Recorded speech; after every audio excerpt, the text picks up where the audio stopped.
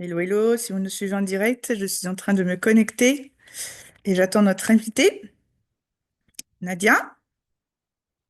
Nadia, Nadia. Oui, Salut! Voilà. salut. Ça va? Alors, est-ce que c'est toi qui es connecté aussi avec l'iPhone?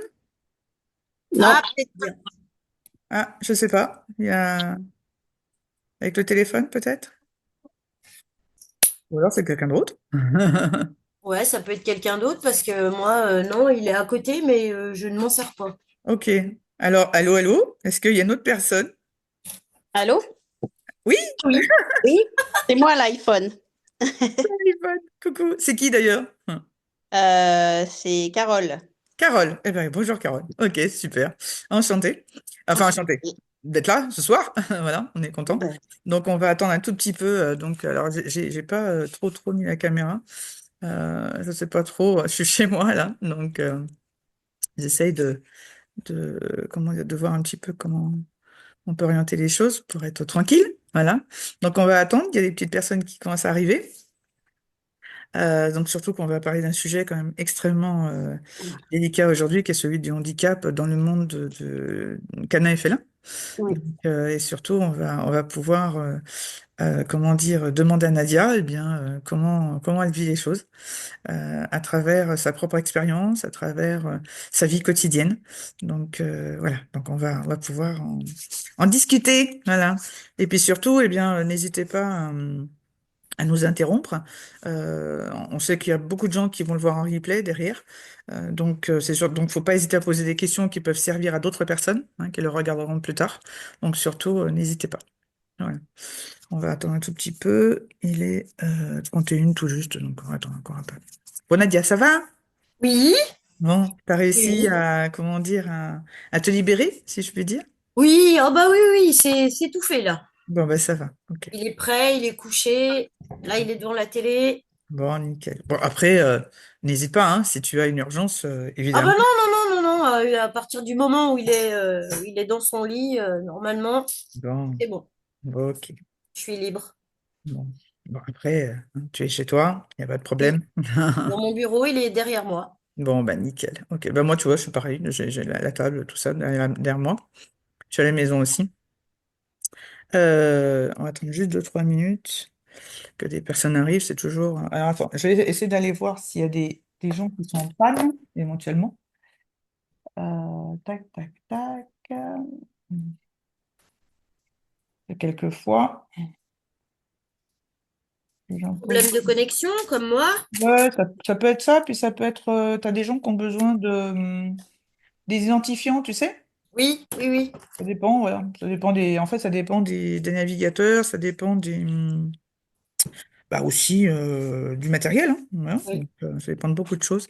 Il y en a sur le téléphone, ça passe bien, et pas sur l'ordi. D'autres inversement. Il y en a, ça passe oui. super bien sur Google, d'autres sur Safari, d'autres sur Mozilla. Donc, on est un petit peu perdu. Par rapport à ça, donc on essaye de donner les informations, comment dire, autant que possible pour que tout le monde puisse participer ou en tout cas s'y retrouver. Voilà. Donc je vais mettre le téléphone en silencieux aussi, Ah oui, moi aussi. pour pas être dérangé. Voilà. Parce qu'on va être entre nous. Ok. Bon, allez, on va démarrer. Les gens nous rejoindront après. Il n'y a pas de problème. Alors, eh bien, écoute, Nadia, on va donc, je le redis, on va parler d'un sujet extrêmement important qui est celui du handicap dans le monde canin et félin. Alors, évidemment, il y a plusieurs situations. Il y a les personnes qui sont déclarés en situation de handicap et qui veulent ou qui sont déjà dans le milieu canin et félin. Il Hum, y a les personnes qui ne sont pas encore déclarées et qui hésitent à le faire et qui veulent rentrer dans le milieu canin et félin ou qui y sont déjà. Et il y a les personnes qui sont ou qui veulent être dans le milieu canin et félin et qui ont par contre un membre de leur famille qui est en situation de handicap et qui s'interrogent. Toutes ces personnes-là s'interrogent évidemment de savoir quoi faire, comment éventuellement.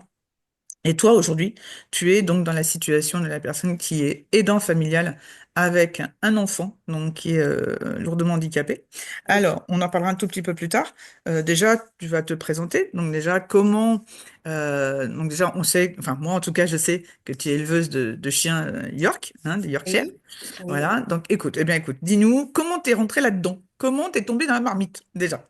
Alors, comment je suis tombée dans la marmite? Ça a commencé déjà par l'amour de ce chien Mhm, que j'ai toujours aimé par rapport à ses poils, par rapport à sa beauté, mhm, et que c'était un petit chien. mhm. J'aime bien les petits chiens, mais j'aime bien aussi les gros chiens, les molosses. Et oui, c'est pas pareil, hein. Non, c'est totalement différent. Mais bon, Après, après, après, voilà, fondamentalement, hein, c'est un petit chien avec un cœur de gros, hein. Puis c'est un terrier quand oui, même à l'origine. oui, parce que c'est, malgré que c'est un petit chien, je veux dire, ça a quand même un caractère fort. Exact. Il faut quand même le manier comme un gros, Mhm, alors qu'on aurait peut-être tendance à pas trop vouloir parce que c'est tout petit. exact. Mais si, justement, c'est à plein de caractères, c'est buté, c'est... Voilà. Mais c'est Il y un a, amour de il y a chien. beaucoup de choses qui rentrent en ligne de compte, les caractères, Mhm. c'est comme dans toutes les races, quoi. Hein. Exactement. Mais surtout les petits, effectivement, tu as raison de le souligner. Les petits, on a tendance à les chouchouter, on a tendance à être très prévenant vis-à-vis d'eux. On a toujours peur qu'ils se cassent quelque chose. Ouais. Et en fait, on oublie quelquefois, même en tant qu'éleveur, que ce sont des chiens à part entière et que finalement, bah, ils vivent une vie de chien, une vraie vie de chien. J'ai une amie qui fait qui élève du chihuahua. Hein, elle est exactement elle a exactement le même problème et elle vit vraiment. Enfin, ces chiens vivent leur vie de chien. Elle les promène partout, elle les emmène, voilà. Donc, et elle est ravie parce qu'ils ont une vraie vie. Voilà, donc on comprend très bien. Oui. Alors, quand est-ce que tu as commencé à élever? Alors, as acheté une femelle? Comment ça s'est passé cette histoire? Alors, moi, j'ai commencé à élever, en fait, j'ai commencé mon élevage en 2019. Mhm, En fait, c'était pas trop prévu, mhm, mais ce qui s'est passé, c'est que mon premier York, en fait, que j'avais depuis déjà 11 ans, mhm. on m'a annoncé qu'il avait un cancer. D'accord. Donc, je me suis dit, je pourrais pas rester sans. Mhm, Donc, parce qu'en fait, j'avais un mâle et une femelle. mhm, Voilà, ils avaient 5 ans d'écart. Et quand j'ai su que mon petit mâle avait un cancer, donc je me suis dit, je vais en reprendre mhm. un autre petit mâle. Et c'était juste comme ça, en fait. Et après, par le temps, eh ben, j'ai racheté une petite femelle. Ouais. Qui Tout était en bien. un chiot ou un adulte? Ouais, non, non, chiot. Un chiot. Chiot, j'ai commencé par des chiots. Mhm, Et en fait, j'ai repris une petite femelle. mhm. Et c'est comme ça, en fait, que ça m'a mis la puce à l'oreille parce que on avait un commerce. Ouais. Et au bout d'un moment, le commerce, c'est joli, mais au bout d'un moment, c'est prenant parce que on faisait les marchés. Exact. Mon fils avait déjà eu son accident Mhm, et je me voyais pas, en fait, le faire garder par mhm, quelqu'un pendant des heures mhm. pendant que moi, j'allais aller travailler. Ok. Parce que j'ai eu de très mauvaises expériences vis-à-vis des dentes. Mhm. Donc, je me suis dit, la seule solution que j'ai, c'est allier mes chiens avec mon fils. Ok. Donc, c'est-à-dire rentrer dans l'élevage. Ok. Voilà. Et du coup, alors oui, évidemment, c'était pour concilier les deux activités, entre Ouais. guillemets, hein, parce que aidant familial, Oui. tu vas en parler tout à l'heure, c'est quand même quelque chose de très prenant et un métier à part entière. Oui. Qu'est-ce qui te passionne le plus en fait dans l'élevage? Qu'est-ce qui fait que tu tiens malgré justement, on va en parler après, les points positifs et les points négatifs. Qu'est-ce qui te fait tenir finalement depuis ce temps-là? Qu'est-ce qui te fait lever le matin au niveau de l'élevage? Voilà. Qu'est-ce qui me fait lever le matin? Des fois, c'est très, très dur parce que ça fait quand même déjà 13 ans que je vis cette situation avec mon fils. Mhm, Bon, c'était un accident, ça n'a pas été, voilà, hein, ça nous est tombé dessus. mhm, Qu'est-ce qui me fait tenir? Ben, mes enfants, mhm, mon fils, le tenir avec nous, mhm, le garder avec nous, mhm. parce qu'on m'a fait des propositions, hein, le mettre dans un centre, non, non, ça c'est pas pour moi. D'accord. Et en fait, au niveau, parce qu'en fait, au niveau conciliation entre les deux, quels sont finalement, alors déjà au niveau de l'élevage, en fait, qu'est-ce que tu aimes et qu'est-ce que tu n'aimes pas, en fait, dans l'élevage, déjà? Alors, qu'est-ce que j'aime pas? Euh, le plus que j'aime pas, c'est quand ils se prennent le nez, quoi. Voilà. Effectivement. Hmm. D'accord. Après, qu'est-ce qu'il y a de vraiment il y a pas énormément de choses qui sont Mhm. déplaisantes, je veux dire, par rapport au métier de l'élevage. Bon, Mhm. mis à part le nettoyage, Mhm. euh, pff, je veux dire, c'est une vie avec des chiens en Hmm. permanence, c'est C'est tout. ça. Et donc c'est vrai que quand on est dedans en permanence, donc le matin, midi et soir, même si on a d'autres choses à côté, et on parlera donc de ton activité des dents juste après, c'est quand même, faut pas oublier que l'élevage, donc canin ou félin d'ailleurs, est est une activité extrêmement passionnelle, extrêmement exclusive, et que on a du mal effectivement à se sortir de ce côté passionnel pour faire autre chose, hein, on sait. Mm. Et mais en fait, finalement, toi, à ton niveau, par la force des choses, tu es obligé, hein, d'avoir le cerveau entre guillemets sur le bouton off au niveau de l'élevage, parce que donc tu vas nous expliquer par rapport justement à ton fils. Ouais. Alors c'est vrai que l'élevage est arrivé après, hein, Oui. visiblement l'accident. Donc, c'est justement comme ça que tu as pu concilier les choses. Alors, explique-nous, évidemment, sans trop rentrer dans les détails, parce qu'évidemment, on va pas non plus étaler ta vie privée par rapport à ça.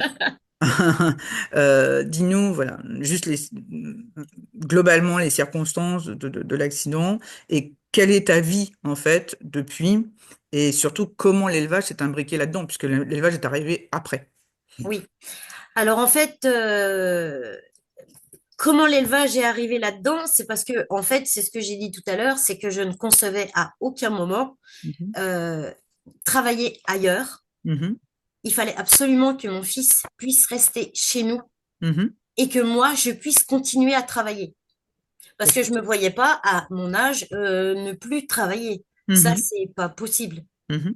Non, il fallait bien que je fasse une activité autre que mon commerce. Parce que mon commerce me faisait automatiquement sortir de chez moi et laisser Mhm. mon fils. C'est vrai. Donc là, il fallait que je trouve en fait une activité qui me plaisait, Mhm. donc les chiens, Mhm. et qui me permettait aussi d'être à la maison, C'est ça. être avec lui et m'occuper de lui. Parce que c'est vrai que sur Nadia, ce qu'elle n'a pas dit, c'est que son fils en fait est lourdement handicapé suite à un accident. Donc c'est pas juste un enfant qui a quelques soins, je dirais, à avoir ou une fois par jour ou une fois par semaine ou quoi qu'est-ce. Donc voilà, elle a vraiment du temps, hein, un temps extrême qu'elle doit passer donc avec son fils. Donc c'est pour ça que c'est intéressant aujourd'hui qu'elle nous parle de sa vie quotidienne, de la façon dont elle organise en fait sa vie donc entre ses chiens et son fils. Et donc justement, qu'est-ce que c'est qu'une journée quotidienne, enfin une journée, voilà, entre Voilà. les chiens et ton fils? Comment tu démarres? Comment Alors, comment je démarre? Alors, ma journée, je la commence à 5 heures du matin. Ouais. Tous les jours, pas de week-end, pas de jour férié, rien. Tous les jours, c'est 5 heures du matin. Mhm, C'est mes chiens en premier. mhm, Je m'occupe de moi après. mhm, Après, donc j'ai une personne qui vient pendant 1 heure pour s'occuper de mon fils. Et mhm. après, c'est à moi de gérer.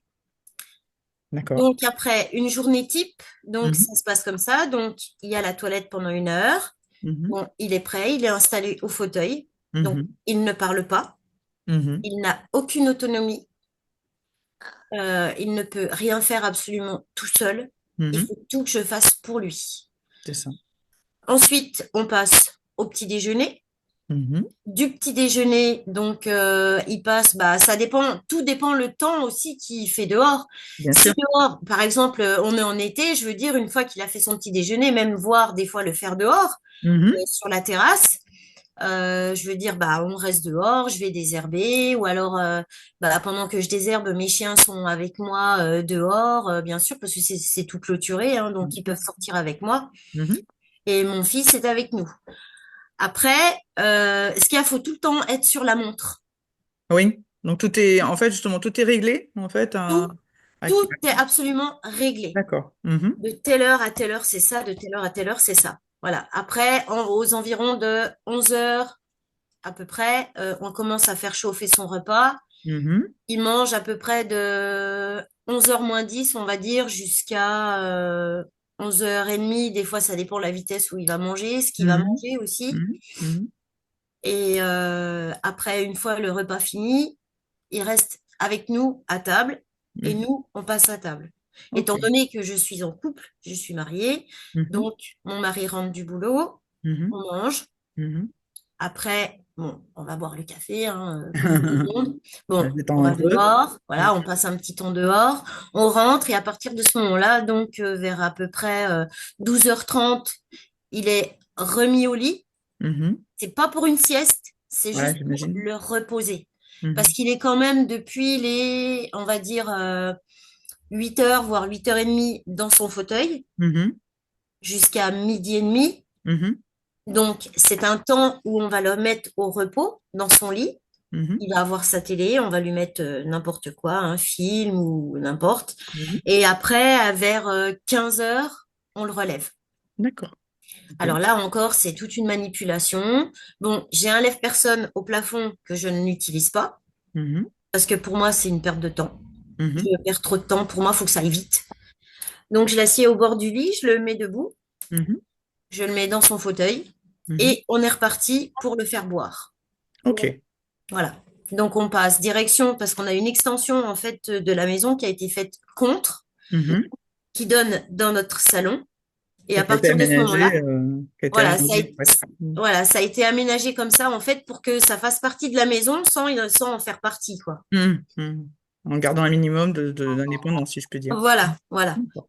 Il y a une porte de séparation. Si on veut séparer, on peut séparer. Ok. Mais je veux dire, elle est jamais fermée, cette porte, hein. Il est toujours en contact avec nous. Ok. Et après, au moment on va dire, le goûter, entre guillemets, hein, Mhm. 15 heures, on le fait boire. Parce D'accord. que c'est très, très, très important. Une personne qui peut pas se débrouiller toute seule, c'est de la Mhm. faire boire. Mhm. Parce que souvent, on arrive, Faut pas déshydrater, ouais. Mhm. voilà, pour l'hydrater et puis surtout pour pas faire d'infection urinaire, Mhm. ce qui arrive quand même, hein. Ok. Voilà. Et du coup, bah après, Il donc reste à avec 15 nous. heures, il reste avec vous. D'accord. Après, il reste avec nous. De temps en temps, il mange aussi des chocolats. Il Mhm. mange un peu de tout. Il mange comme nous, Un petit plaisir. normalement. Mhm. Des chocolats, des papillotes, de tout. Euh, et après, c'est vrai que notre vie, en fait, c'est axé sur la sienne. Mhm. Parce qu'avant de pouvoir le faire manger, il était alimenté par sonde, Mhm. par gastrostomie, en fait. Mhm. Et c'était à certaines heures. Et en fait, depuis ce jour-là, en fait, on a tout le temps gardé ces horaires-là. En fait, on va nous dire que on vit comme des poules. Parce que vers 17h30, on commence à faire un petit apéritif, Mhm. coca, petit gâteau apéro, voilà, histoire de passer un petit peu le temps. Mhm. Et après, en fait, vers 18h, on commence notre repas Mhm. pour manger avec lui. Mhm. Parce que le midi, il mange tout seul, hein, Ouais, bien sûr. parce que nous, on mange après. Donc, il mange tout seul. Et le soir, donc, il mange avec nous, Mhm. en regardant la télé. Et après, bon, bah, tout s'enchaîne, hein. Après, c'est la fin du repas. Après, c'est lui laver les dents, faire attention. Faut toujours regarder son corps entier, en fait. Mhm. Faut toujours Mhm. être vigilant. Parce que le problème, c'est qu'une personne qui ne parle pas, qui est dans l'état de mon fils, il Mhm. peut avoir n'importe quoi qu'on ne voit pas. Oui, bien sûr. Il faut être très attentif en fait à ses Voilà, mouvements, à ses expressions, effectivement. voilà. Mhm. Voilà, parce que je veux dire, même qu'il n'a pas la parole, il Mhm. est très expressif au niveau de sa main Mhm. droite, Mhm. qui est pas toujours sympa. Mais bon, voilà, il s'exprime comme il peut et les sentiments qu'il a, il les exprime comme il peut aussi. Bien sûr. Et c'est pas toujours simple, C'est pas toujours évident, ouais, non. effectivement. Mhm. Et surtout, quand il exprime certaines choses, c'est pas facile à comprendre. Bien sûr. Donc, je pense qu'il y a des fois, il se met en colère parce qu'on ne comprend pas ce qu'il veut dire. tout à fait. Et Alors, ça, c'est... à la limite, c'est... Alors attention, hein, je fais pas de parallèle, Oui, mais c'est vrai que finalement, tu te sens... Alors évidemment, déjà, tu es sa mère, donc déjà, ça, oui, c'est super important. Et finalement, j'essaie de ne pas faire un parallèle que je ne voudrais pas. Le fait, effectivement, d'avoir un fils qui ne parle pas, et de l'autre côté, d'avoir des chiens qui ne parlent pas, oui, tu apprends finalement à deviner, à détecter, en fait, oui, des envies, des oui, besoins, voilà. oui, Et finalement, ben, un petit peu comme aussi, bah, là, ton enfant, évidemment, c'est arrivé par accident, mais imagine des enfants qui naissent, qui ne parlent oui, pas, des choses comme ça. oui, Je pense que c'est tout le côté langage qui n'est pas là et qui fait qu'effectivement, quand on apprend, même sur l'animal, en fait, à détecter ce qu'il veut, c'est presque plus facile ensuite de oui, pouvoir le faire sur l'enfant, mm, enfin grand ou petit, hein, évidemment. Attention, hein, ne faites pas dire ce que j'ai pas dit. oui, On n'est pas oui, sur l'anthropomorphisme, hein, pas du tout. Mais c'est vrai qu'on on a des réflexes, effectivement, qui ne sont pas les mêmes, puisque on apprend face à, déchiffrer. voilà, quelqu'un, enfin, un être vivant en face qui ne peut pas s'exprimer de façon verbale, et donc de supposer, de deviner, Mm, et souvent, quand même, mine de rien, et je pense, j'espère, enfin, je pense, par rapport à ton fils, tu y arrives. Tu oui, arrives à savoir maintenant, bah, en plus, tu le connais bien, hein, et pour oui, cause. Mais tu as appris au cours de ces 13 ans, je dirais, à connaître justement des choses, hein, qui te dit de façon régulière, dire évidemment entre guillemets, mm, grâce à des gestes, grâce à même des expressions d'humeur, j'imagine, sur son visage, oui, sur, des oui, mouvements de la main, parce que tu nous parlais de la main droite. oui. Et, euh, et je pense que ouais, ouais, donc ça c'est bien, c'est une bonne chose. Alors du coup, comment tu arrives, puisque on a dit tout à l'heure tu faisais de l'élevage, comment tu arrives à gérer quand tu as une portée du coup? Est-ce qu'il y a un transfert sur ton mari éventuellement? Puisque toi, on est quand même sur du tout petit chien, hein, donc Oui, on n'est pas sur des trucs qui, des trucs je me comprends, des chiens comment dire, qui s'élèvent tout seuls, hein, on est quand même sur du tout petit. Faut veiller au moins les 2 premières semaines, j'imagine, ouais. qu'elles prennent pas froid, que la maman les écrase pas, etc. Donc, comment tu arrives, quand tu sais que tu vas avoir une portée, est-ce que tu n'as pas cette hantise, en fait, de te dire, ah là, si ça se passe mal au niveau des chiens, comment je vais faire, comment je vais gérer mon temps? Non, Vas-y, dis-nous, non, explique-nous. non, en fait, j'ai pas de hantise par rapport à ça parce que je sais que mon fils, je peux le laisser seul Mhm. dans son fauteuil, par exemple, si, admettons, j'ai une mise bas, je veux dire, si, admettons, il est devant la télé, je sais qu'il va Mhm. pas sauver, hein. Ah, c'est sûr, on est d'accord. Je veux dire, comme ça va se passer pas très loin, en Hmm. fait, je vais pouvoir avoir les yeux sur les deux. D'accord, Donc ça, c'est pas des trucs en fait qui me tiennent en souci puisque de toute d'accord. façon, je peux gérer les deux en même temps. Très bien, très bien. Voilà. C'est important parce que on sait que bon, sans avoir de handicap aussi lourd, on sait que c'est pas toujours facile, que qu'on ait justement un membre de la famille ou des amis, hein, enfin un membre ami, qui en tout cas quelqu'un qui est à la maison et qui a un handicap plus ou moins lourd. C'est vrai qu'on se demande toujours, en tant que passionné, hein, du monde du chien ou du chat, soit on y est déjà dedans, hein, comme tu es aujourd'hui, Mm. soit on a envie d'y aller, mais on se demande en fait si ça va être possible de gérer les deux. Et c'est vrai que ça peut être très angoissant. Alors d'ailleurs, on va essayer d'interroger un petit peu les personnes qui sont là. Douyin, je sais pas si c'est un prénom ou un nom de famille. C'est quoi? Vas-y, C'est un parle. nom de famille. C'est un nom de famille. C'est un nom de famille. C'est quoi ton prénom? Estelle. Estelle, ok, allez, vas-y. Voilà, est-ce que tu es concernée? Est-ce que c'est juste, alors par contre, quand je dis par curiosité, mais on va dire est-ce qu'il y a une expérience dont tu voudrais nous faire part, éventuellement? Moi, j'ai juste la fibromyalgie en plus. Ok, d'accord. Alors, est-ce que tu es dans le monde du chien et du chat, toi aussi, déjà, ou pas? J'élève des Yorkshire aussi. Ah, c'est Ah, rigolo. Ok. Alors toi, par contre, tu es directement concerné. Donc, comment tu vis ça au quotidien? Comment tu arrives justement à gérer tes portées, tout ça, éventuellement? Vas-y, C'est dis-nous. mon mari qui m'aide beaucoup puisqu'il est en pré-retraite, donc voilà. D'accord. Donc en fait, tu sais qu'il est là. Tu restes à la maison, toi aussi? Oui. Ok, très bien.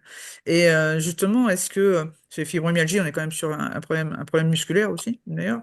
Est-ce que il y a des moments, même si le York est un petit chien, hein, est-ce qu'il y a des moments où tu te sens faible, on va dire, vis-à-vis, ben, je sais pas, moi, il y a peut-être des choses que tu n'arrives pas à faire, suivant le degré de fibro que tu peux avoir.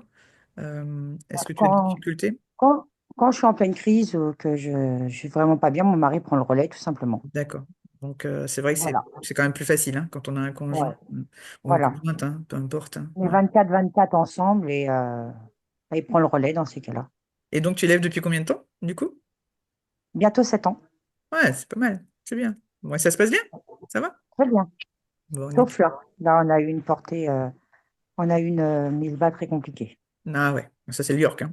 Ouais. aussi. C'est New Enfin, York. ça arrive, hein, en tout cas. Ah, c'est très rare quand même chez New York, mais Mais ça quand arrive. ça arrive, ça arrive. Après, tout dépend des tailles que tu fais. Si tu vas plutôt vers le tout petit, c'est pas étonnant, à la limite. Hein. Ça peut arriver, hein, en tout cas. Euh, Ça arrive plus souvent, en tout cas. Hein. Donc, Là, c'est une petite 2 eh kg ouais. 2. Mais Bah sinon, ouais, les ouais, c'est pas lourd. mamans font 3 kg 2. Donc, Hmm. Ouais, mais bon, voilà, c'est la femelle surtout, hein. C'est elle qui m'ébat, donc c'est sûr que c'est elle voilà, ouais. qui amène les complications s'il y a. Hmm. Ok, Eh c'est ben, bien. je l'ai fait stériliser comme ça, terminé.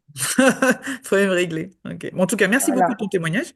Ouais. Est-ce que quelqu'un d'autre veut prendre la parole, justement, soit en expliquant sa situation? Jacqueline, je te connais. Est-ce que tu nous entends? Jacqueline? Elle c'est son micro ouvert, mais elle n'est pas là. Jacqueline? Ah, bon, c'est dommage. Bon, Jacqueline, tu la connais puisqu'elle a fait une formation avec moi il y a 2, 3 ans, je crois, de ça. Et effectivement, voilà, elle a une situation qui aurait pu être justement un très, très joli témoignage puisqu'elle est éleveuse de Husky Toy, si je me souviens bien, qui est aussi un petit chien. Bon, un petit peu plus tard, peut-être qu'elle viendra. Ah, Jacqueline, je suis là, mais le micro me parle pas. Ok, d'accord. Bon, c'est des choses qui arrivent. Alors, normalement, il n'y a pas de raison parce que ton micro est ouvert. Je regarde. Ma petite Jacqueline. Ouais, ton micro est ouvert. Ah! Le micro est absent. Ah, quoique, non, c'est la caméra qui est absente, donc c'est bon. Non, le micro est ouvert chez nous. Donc, est-ce que tu n'as pas fermé le micro de l'ordinateur éventuellement? Ou du téléphone? C'est-à-dire qu'il serait en mode son très très bas ou pas de son du tout, éventuellement. Ou alors, tu as oublié de cliquer sur audio quand tu es venu te connecter. C'est possible. Bon, voilà, donc elle confirme qu'elle fait bien du Risky Toy. Voilà, dont on avait beaucoup parlé donc de ces difficultés. Je voudrais pas, comment dire, dévoiler des secrets, Jacqueline, donc je préférais que tu exprimes toi. euh, Parce qu'évidemment, il y a des choses voilà, hein, qui peuvent être confidentielles. Bon, à la limite, essaie de partir et reviens. Et dans ce cas-là, si tu m'entends, et dans ce cas-là, tu cliques bien sur audio pour bien te connecter. Si tu m'as entendu, déconnecte-toi et reviens, éventuellement. Alors, j'ai une fibromyalgie aussi, sauf qu'elle est seule, et donc c'est parfois compliqué. Voilà. Donc, effectivement, Ah oui, ça doit être compliqué. Oui. voilà, c'est pour ça que voilà, voilà, je préfère qu'elle en parle, elle. Voilà, déconnecte-toi et reviens. Et surtout, n'oublie pas de cliquer sur audio. Super. Alice. Oui, je ne sais pas si mon micro marche. Ah, très bien. Très bien, d'accord. J'essaye depuis tout à l'heure de C'est trouver vrai? les fonctions, mais je trouve pas. Ah bah Donc, là, nickel. Alors, explique-nous. voilà. Voilà. Bah, Parce que... moi, je suis en invalidité depuis de nombreuses années, Mhm. passionnée de chats. D'accord. Quelle Et race? donc, ragdoll. Ok. Et Mhm. depuis 2019, mais je fais une portée par an. Mhm. Mhm. Et j'aimerais m'agrandir, j'aimerais Mhm. faire plus. Ouais. Mais j'ai un peu peur par rapport à mon état de santé parce que je D'accord. vis seule. Mhm. La peur, c'est en cas d'hospitalisation Exact. Mhm. et puis en cas aussi de... Pour l'instant, ça va. Pour Mhm. l'instant, ça va. Mhm. Mais voilà, je ne sais pas comment ça va tourner dans les années. J'ai Mhm. aussi la peur du décès, quoi. Bien Qu'est-ce sûr. qui deviendra de mes chats? Mhm. Voilà. Est-ce que, par Donc, hasard, est-ce que tu as pris des dispositions Est-ce que tu as Euh, des amis, de la famille qui Oui, éventuellement récupéraient tes oui, chiens oui, oui, au cas où? j'ai pris des dispositions pour ça. Mais la question que je me dis, bon, je me dis un chat de race, ça va Mhm. toujours trouver preneur. Ouais, bien Ce qui sûr. me travaille beaucoup au niveau de l'esprit, c'est eux.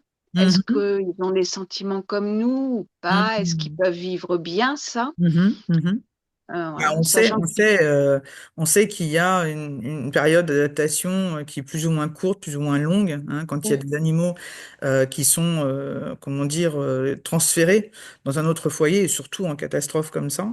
Mais on va dire que le chat, le chien ont quand même, je dirais dans une grosse majorité des cas, une grosse faculté d'adaptation. On le voit, par exemple, parce que moi j'ai fait pension pendant 4 ans, hein, quand j'étais dans l'Ain.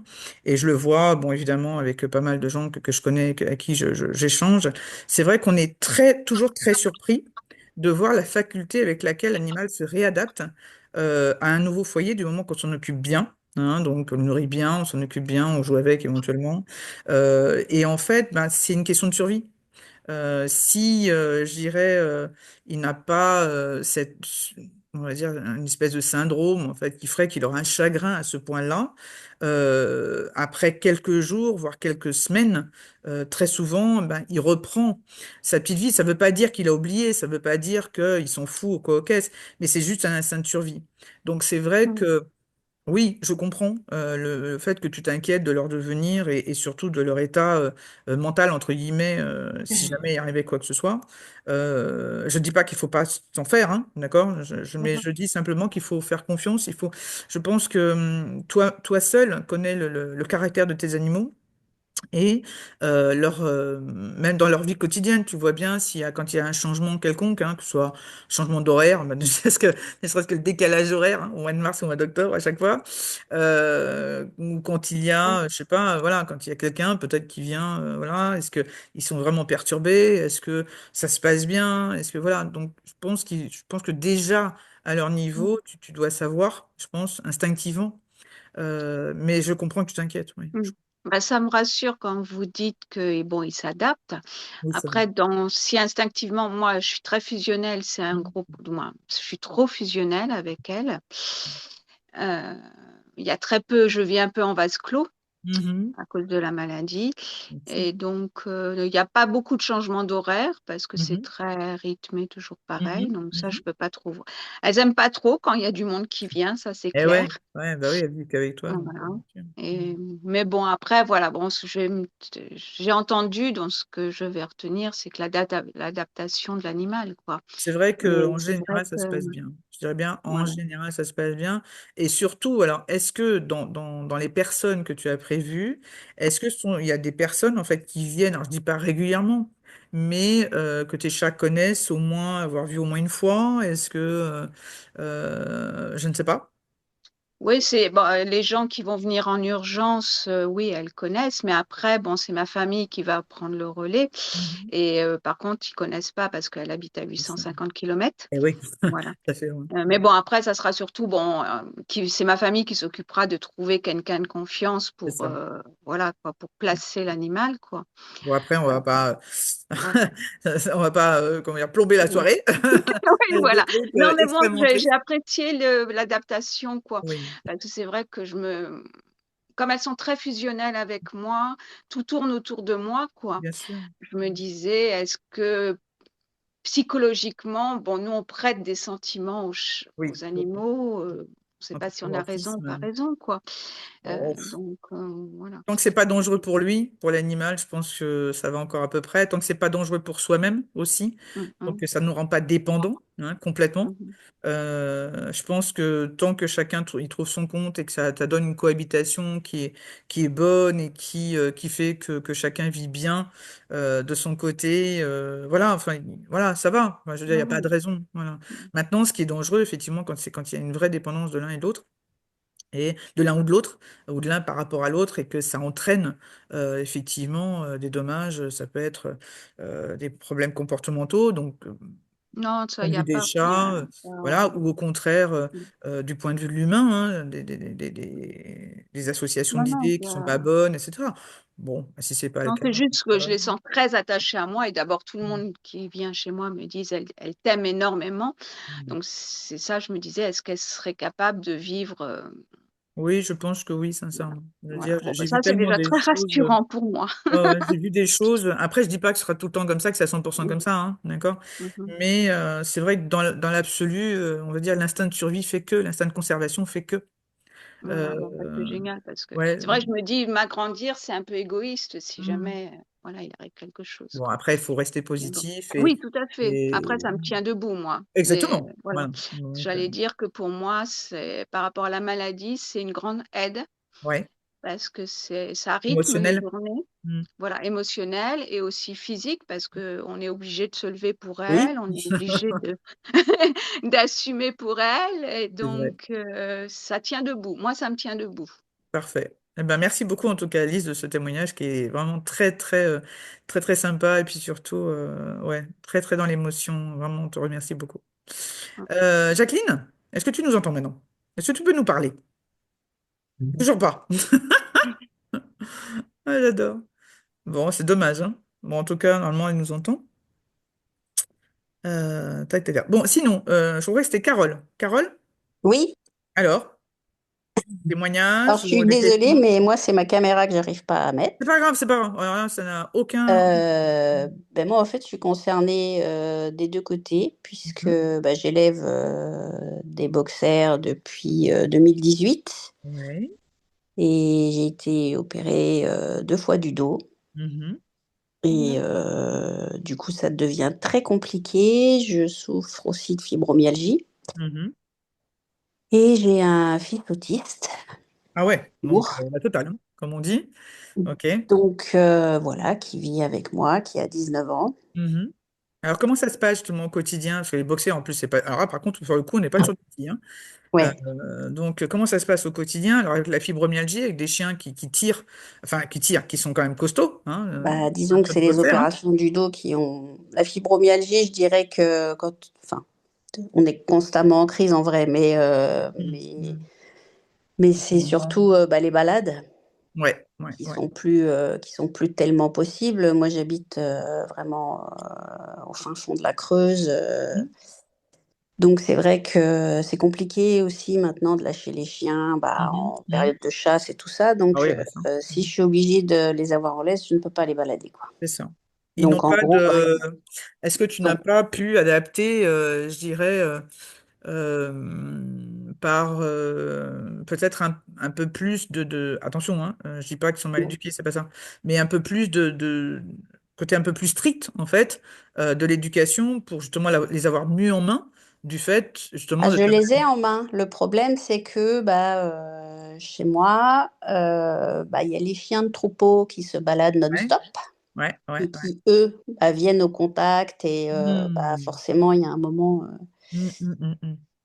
Puis si bah, un boxer, quand il voit arriver un chien comme ça en courant Hmm, vers hmm. lui et a fortiori vers sa maîtresse, et bah, Oui. ça se passe pas toujours bien. Ça peut cartonner, ouais, c'est vrai. Donc c'est toujours un peu stressant de sortir.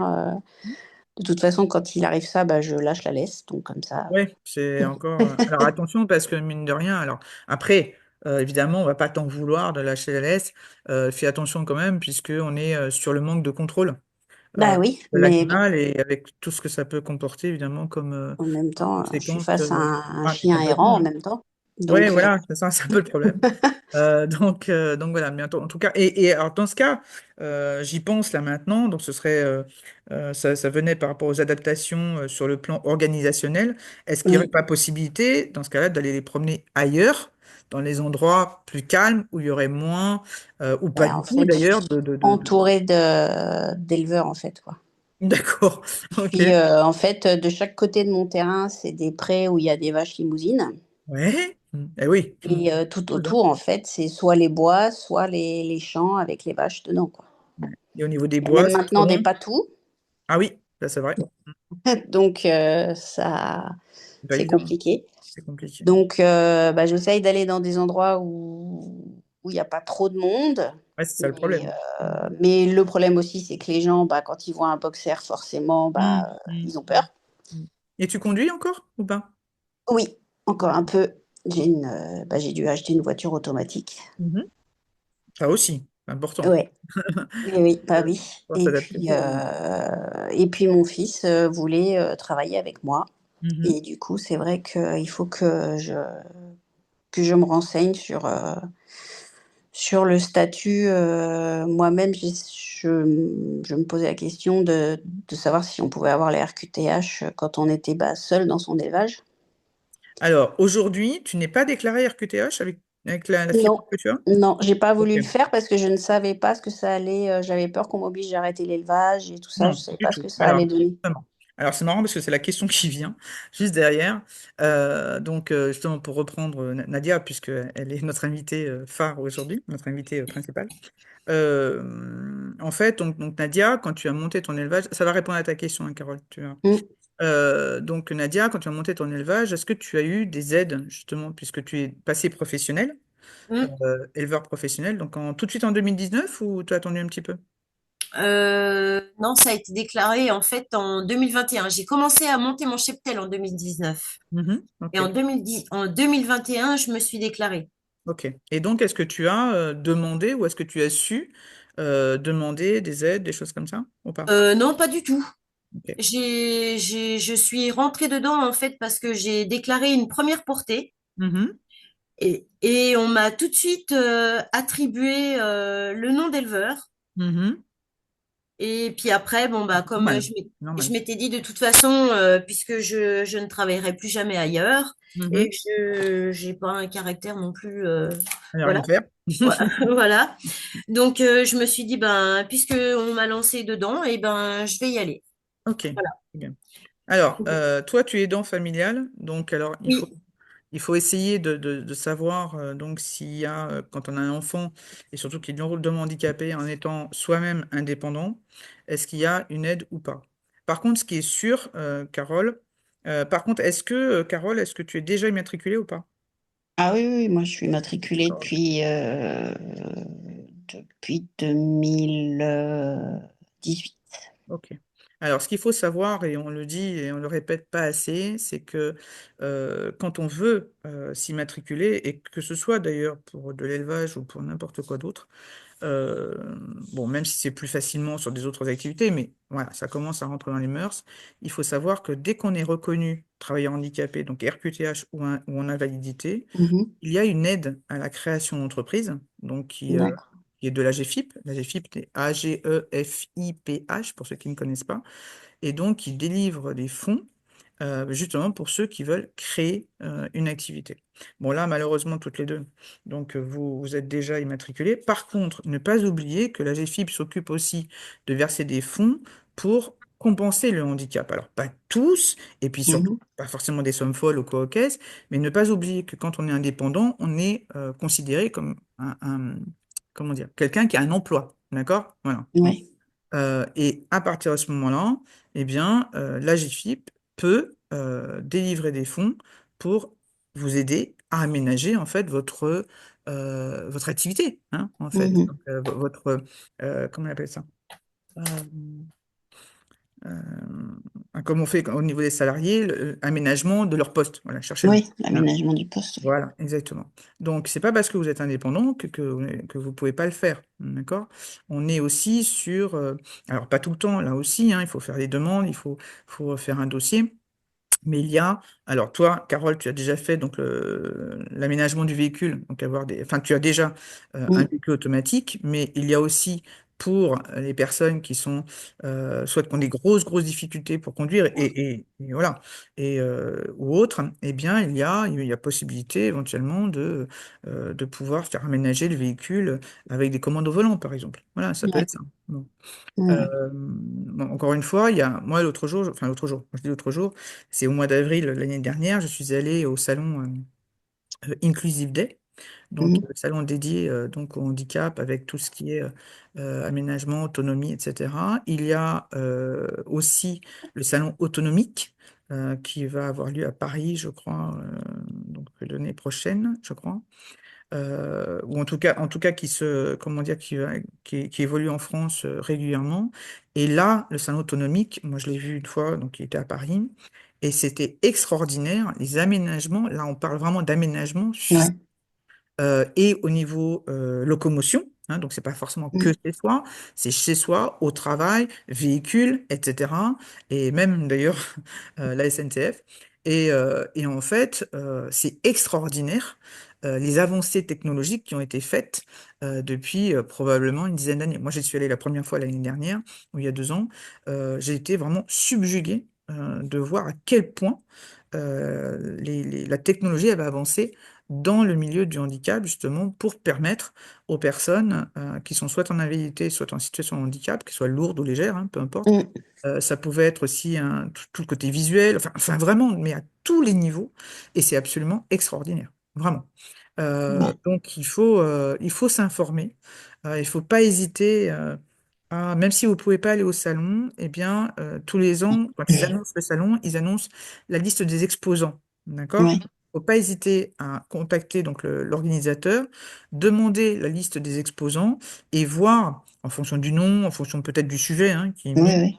voilà, de voir si justement il y a des organismes, des entreprises qui, comment dire, qui ont créé ou qui ont, voilà, développé des process ou des aménagements qui pourraient vous intéresser. Ça peut être ça Ouais. peut être bien parce que, encore une fois, effectivement, on ne reste pas seul dans son monde du handicap parce que c'est la meilleure façon de rester vraiment cloîtré et de ne Mm. plus s'ouvrir au monde alors que on fait tout pour ce qu'on appelle l'inclusion aujourd'hui, même si Ouais. on sait qu'il y en a beaucoup qui n'aiment pas ce terme, hein, mais en tout cas qui permettent justement aux personnes en situation de handicap, et quel que soit leur milieu, quel que soit leur statut, que ce soit d'ailleurs des personnes qui sont professionnelles, que ce soit des personnes qui ne travaillent plus, enfin peu importe, il y a Mm. énormément de choses aujourd'hui qui sont faites, et ce qu'il manque, c'est souvent la communication sur tout ce qui est fait aujourd'hui euh, et à tous les niveaux, et c'est dommage. Voilà, c'est un petit peu dommage. Même juridiquement, hein, moi je vois, Et je suis à la juridiquement, chambre ouais. d'agriculture Mm. parce que mon fils voulait s'associer, enfin travailler avec moi, puisque il n'y a qu'avec Mhm. moi qu'il pourrait travailler. Mhm. Euh, Bah en fait, j'ai pas eu de réponse. D'accord. Ils savent pas. Qu'est-ce que tu voulais savoir? Ben, moi, je voulais savoir s'il pouvait, en tant que personne handicapée, donc là, je suis en train de lui faire son dossier RQTH, Mhm. Mhm. Mhm. si, par exemple, on pouvait s'associer en GAEC ou Bien quel, sûr. quel type d'association on pouvait faire entre Ah, lui et mais moi de pour... toute façon, de toute façon, il n'y a, sauf contre-avis médical, et là, c'est peut-être déjà le premier truc à faire, c'est au niveau médical de savoir déjà si l'activité qui est prévue est compatible avec le handicap. Voilà, ça déjà, c'est la première des choses. Si c'est OK, donc si le médecin dit bah oui, il n'y a pas de raison, vous avez envie de faire ci, vous avez envie de faire ça, Mm, il n'y a pas de problème, voilà. Bon, évidemment, il faut aménager le temps, les machins, les soins et compagnie, hein, ça en général. mm, Mais hormis ça, si pour lui ou pour elle, il n'y a absolument aucune contre-indication, sur le plan légal, il n'y en a pas non plus. Ça, c'est sûr et certain. Bon. Après, choisir un statut, choisir un régime fiscal, choisir une, mm, une association, etc., eh bien ça, de toute façon, c'est pour toutes les entreprises. C'est pas le handicap qui fait que. La seule chose, évidemment, et ce que je te disais tout à l'heure, c'est si ton fils, justement, veut créer donc une société, par exemple, pour vous deux, hein, le mm. GAEC ou COOCES, lui, en tant que personne qui est reconnue, eh bien, il aura l'aide pour la création d'entreprise, et ça, c'est bien. Ouais, Ça, c'est chouette. Donc déjà, ça, c'est une première chose. Après, bah, comme toutes les entreprises, bah, évidemment, il faut s'informer, il faut se former. Dans le milieu, bah, si c'est pour rester dans le milieu agricole, hein, quel qu'il soit, c'est très particulier. Donc évidemment, faire des formations ou, je dirais, faire des stages, hein, pourquoi pas, des ouais, cursus, voilà, qui soient dans le milieu. Voilà. Mais je dirais que, voilà, hormis le côté médical qui pourrait mettre un frein, hein, que ce soit une autorisation médicale ou que ce soit soi-même, hein, donc de ne pas pouvoir le faire, ouais. c'est le seul frein, hein. Voilà, c'est le seul truc. Mm. C'est la seule vraiment grosse condition. Et ensuite, ben, c'est vrai qu'après, c'est comme pour tout, hein, pour toutes les activités, ben, on fait avec, comment dire, les informations, on prend des informations un peu partout, Ouais. on se forme, etc. C'est vraiment, il n'y a pas de, il y a rien de différent, c'est ça que je veux dire. Voilà. Il y a rien de Mhm. différent. S'informer auprès de la GFIP, par contre, au niveau des aides, hein, vraiment, ça, j'insiste là-dessus, hein. Ouais, Vraiment. ouais. D'accord? Très bien. Merci. Super. Alors, notre petite Nadia, quel Oui. conseil, quel conseil tu pourrais donner aux personnes bah, qui se lancent ou justement bah, qui sont dedans, c'est bien parce qu'on a tous les profils là, aujourd'hui, qui se lancent dans le milieu du chien ou du chat, qui sont déjà donc soit en situation de handicap reconnu ou pas, d'ailleurs, hein, ou qui étaient déjà dans le milieu du chien et du chat et qui s'aperçoivent au fil du temps donc qui vont avoir un handicap ou qui le sont déjà, etc. Quel conseil tu pourrais donner en fait comment dire euh, quel conseil tu pourrais leur donner vraiment, que ce soit sur le plan mental, sur le plan organisation, sur le plan canin peut-être ou félin, voilà, je ne sais pas. Après, quel conseil je pourrais donner? Ce que je me rends compte, en fait, c'est que la plupart des personnes qui sont ici ont un handicap, C'est vrai. Tout que à fait. moi, je n'en ai pas. Oui. Moi, c'est mon fils qui est handicapé, donc c'est moi qui m'adapte à lui. Mhm. Après, pour donner des conseils à des personnes qui ont déjà un handicap, Mhm. c'est un petit peu difficile pour moi de leur conseiller quoi que ce soit parce que moi, j'en ai pas. Mhm.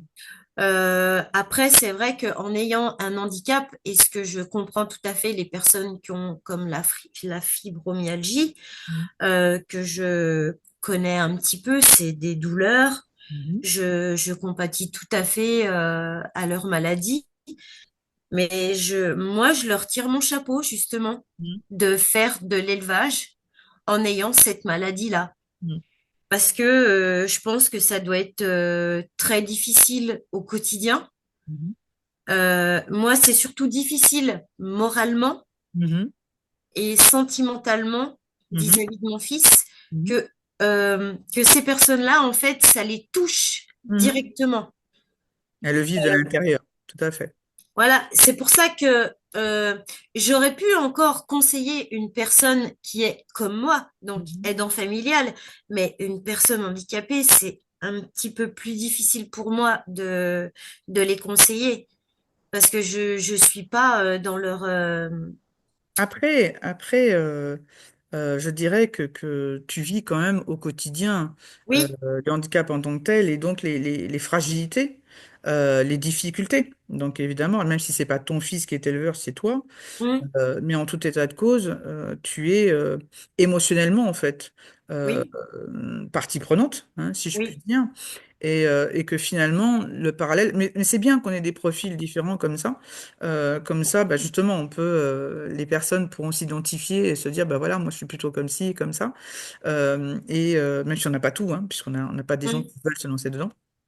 Mais en tout état de cause, moi je trouve au contraire que tu es un témoin de la force, en fait, la force de caractère, la force émotionnelle qu'il faut garder quand on veut faire une activité d'un côté aussi passionnelle et aussi prenante, hein, parce que évidemment, quand hum, on a des mises bas, on le sait, hein, c'est c'est souvent la nuit, hein, le oui, soir et la nuit, voilà. hum, oui, Voilà. Et donc, à partir de ce moment-là, bah, quand on est, toi, évidemment, tu as ton fils qui peut t'alerter, évidemment, d'une minute à l'autre, et les personnes qui sont en situation de handicap et donc qui le vivent personnellement, bah, c'est sûr qu'à un moment donné, surtout si la maladie en question, elle est très physique, hein, on va dire ça comme ça, hum, c'est sûr que quand on a une mise bas, alors, quand on a du petit chien, ça va encore à peu près, ou du chat, ça va encore à peu près, mais quand on a du gros, bah, comme Carole, c'est sûr que quand il faut, comment dire, soulever la chienne Mm. parce que, je sais pas, elle se met mal, quand bon, elle est fatiguée, elle s'écrabouille dessus, il faut la Oui. pousser, il faut, voilà, bon, surtout qu'elle va pas obéir aux ordres en ce moment-là, hein, évidemment. Non. non. Non, on est d'accord. On imagine bien que ça doit pas être facile. Et voilà, donc moi je trouve que chacun de vos profils est très intéressant. Et d'ailleurs, je vous remercie tous. Alors, il y a Jacqueline qui nous raconte, du coup, parce qu'elle n'arrive pas à nous parler. Alors, donc, elle élève depuis pas mal d'années, puisque moi, effectivement, quand je l'ai connue, elle avait déjà pas mal de bouteilles, entre guillemets. Voilà, donc le bulldog américain, ouais, je me souviens. Et ensuite, donc, la fibromyalgie. Voilà, donc elle est passée du bulldog américain au husky toy. Alors, le husky toy, c'est taille chihuahua, York, hein. On est à peu près dans ces trucs-là, dans ces tailles-là. Donc 2012, et effectivement, facile, ouais, de gérer des chiens entre 2,5 kg et 3 kilos, c'est sûr. Avec des bébés, effectivement, qui font à peine, je dirais, 1,5 kg de plus, quoi, hein, évidemment, plutôt que des molosses, hein. On est d'accord. Voilà. Donc c'est pour ça que Carole, ouais, je pense que. Et donc, Carole, d'ailleurs, tu n'as pas pensé éventuellement pas forcément changer de race, mais je dirais avoir une race qui est plus compatible, peut-être, même si tu gardes un boxer comme ça pour toi. Est-ce que Oui, si, j'y t'as ai pas eu pensé, envie? mais c'est vrai que c'est Hmm. vraiment ma race de cœur que je Hmm. connais, Difficile, hein. même Hmm. si j'en élève que depuis 8 ans, Hmm. j'en ai depuis Hmm. l'âge de 15 ans, j'ai Mhm. 51 ans. Mhm. Et c'est vrai que je sais pas si j'aurais le goût Mhm. et cette même passion, en fait. J'ai Hmm. j'ai pas envie de le faire Hmm. Mais juste pour changer, quoi. directement, en fait. Hmm. Ouais. Hmm. Mm. Hmm. Après, effectivement, le boxer, le mini boxer n'existe pas. T'aurais Il y a le eu bulldog, du mais bon, schnauzer, t'aurais eu du schnauzer, t'aurais eu du Doberman, t'aurais eu du berger australien, ouais, ouais, etc. Bon, t'avais les versions miniatures, ça aurait été simple. ouais, ouais, Mais là, bon, en l'occurrence, boxer, on n'a pas encore fait. Donc oui, mais je comprends. Je comprends. De toute façon, la passion en général, elle est là, hein. Elle tient. ah oui, oui, Euh, c'est ouais, vraiment une ouais, race de cœur, c'est quoi. clair, hein. On est d'accord. Et d'ailleurs, tu vois, Jacqueline nous dit que ben elle, elle essaie d'adapter, hein, bon, elle fait quand elle est en crise, comme elle dit, eh bien, elle fait le minimum syndical et puis elle rattrape en Ouais, fait sur les jours suivants ce qu'elle n'a c'est pas pu ça. faire le jour ou les jours où elle était plus mal, hein, on va dire ça Mm, comme ça. Voilà, donc elle a une RQTH depuis 2011, donc ce qui date quand même. ouais. Oui, apparemment, donc il n'y a pas eu d'aide, malheureusement, oui. Bah, à mon avis, tu n'as pas été bien orienté, je pense. Tu n'as pas été bien renseigné, ouais, à l'époque, ouais. C'est un petit peu dommage, ouais. De toute façon, c'est comme un peu comme tout ce qui est allocation en général, hein, que ce soit du chômage, n'importe quoi, enfants, etc. Il faut savoir qu'il y a une proportion très importante de personnes qui n'ont pas les aides auxquelles elles auraient droit parce qu'elles ne sont pas au courant. Et Oui, c'est vrai. ça, c'est dramatique, hein. Donc un petit cheptel ou à 15-20 chiots, ouais, c'est à peu près, ouais, tout à fait. En plus, oui, le Husky Toy n'est pas très connu. Enfin, il commence à être connu, là, ça y est. Tac, tac, tac. Ok. Ouais, bah oui, bah ça, la surproduction, on le sait, hein. Alors, oui, mais alors, c'était quoi ton prénom déjà? Ah oui, Estelle. Oui, tu avais une question à poser. Vas-y. Oui, moi j'ai en train de monter mon dossier MDPH là parce que Oui. ils m'ont déclaré la fibromyalgie il n'y a pas longtemps là. Mhm, Ils ont mis 2 ans pour trouver ce que j'avais. mhm. Je voulais savoir s'il y avait quelque chose à demander spécialement à MDPH par rapport à l'élevage. Alors, c'est pas tellement de demander, en fait. Et ça, c'est l'erreur souvent que les gens font quand ils font un dossier MDPH, c'est ils se focalisent sur la maladie. Or, un dossier MDPH, il est créé surtout pour détecter les difficultés, quelles qu'elles soient, en fait. En gros, enfin, je sais pas, un exemple, tu as un traitement, ok, par exemple, voilà, et ce traitement te provoque des réactions secondaires, des vomissements, je sais pas moi, comment on appelle ça, des vertiges quand tu te lèves, enfin, peu importe, d'accord? Ben, c'est ça que tu vas raconter, d'accord? Et c'est pour ça qu'en fait, évidemment, ça peut être les conséquences d'un accident, ça peut être même énormément d'années après, d'accord? D'où l'intérêt de bien garder les dossiers médicaux, hein, même quand ils remontent à longtemps.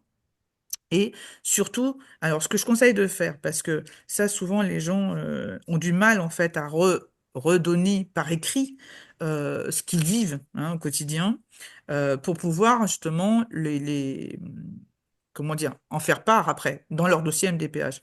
Ce que je conseille souvent, c'est que quand vous avez une difficulté, que ce soit chez vous, que ce soit au travail, que ce soit dehors, n'importe quoi, enregistrez-vous. Vous avez un truc qui vous colle aux mains toute la journée, c'est le téléphone. D'accord? Bon. Donc, prenez le téléphone et expliquez oralement ce qui vous arrive. D'accord? Ça veut dire que si, par exemple, vous avez, je sais pas, vous êtes assis depuis un petit moment, et puis, hop, vous essayez de vous lever, ben, il y a quelque chose qui coince, sciatique, machin, je sais pas, n'importe quoi, dorsal et compagnie, hop, et ben dans ce cas-là, prenez le téléphone et expliquez ce que vous ressentez. D'accord? Voilà. Et pour tout comme ça. Et en fait, ce qu'il faut comprendre, c'est que quand on crée un dossier MDPH, les personnes qui donc étudient et ensuite valident le dossier, ce sont des médecins.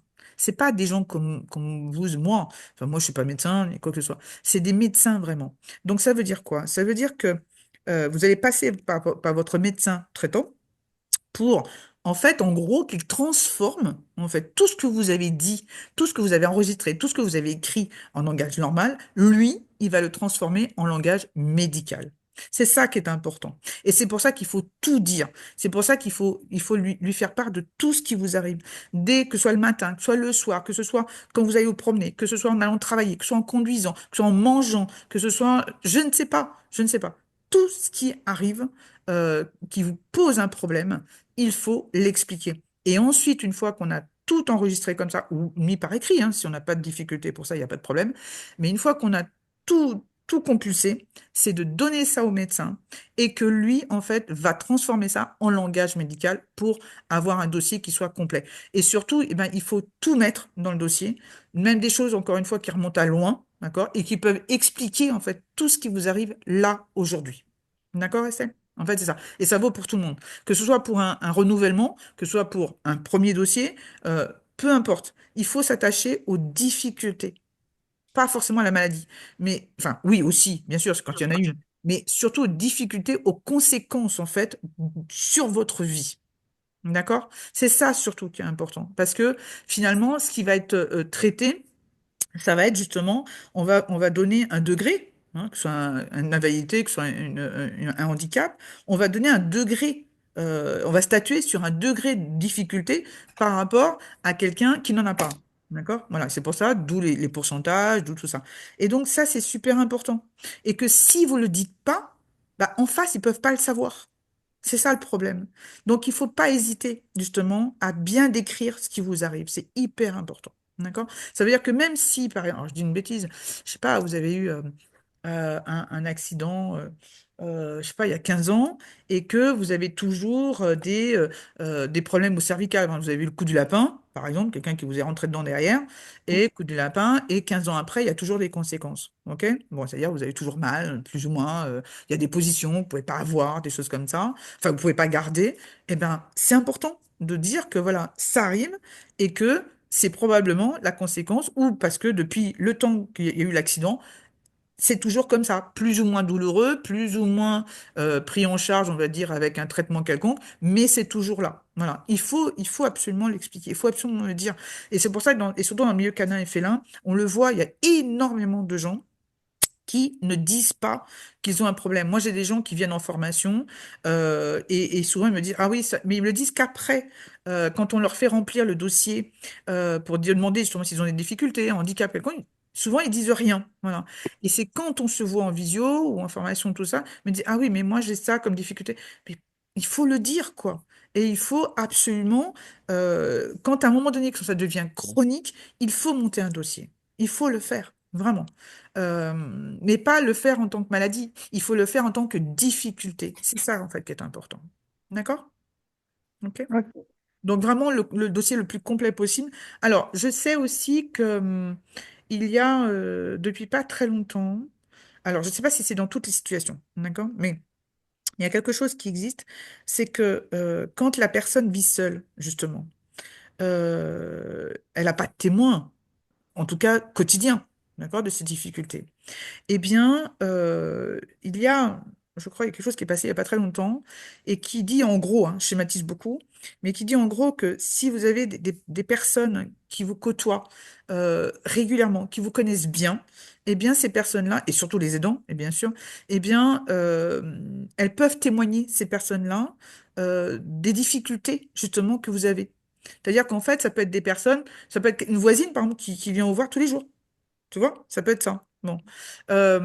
Et en fait, ils peuvent dire, ben voilà, moi, j'ai assisté à ça. Moi, je viens la voir tous les jours.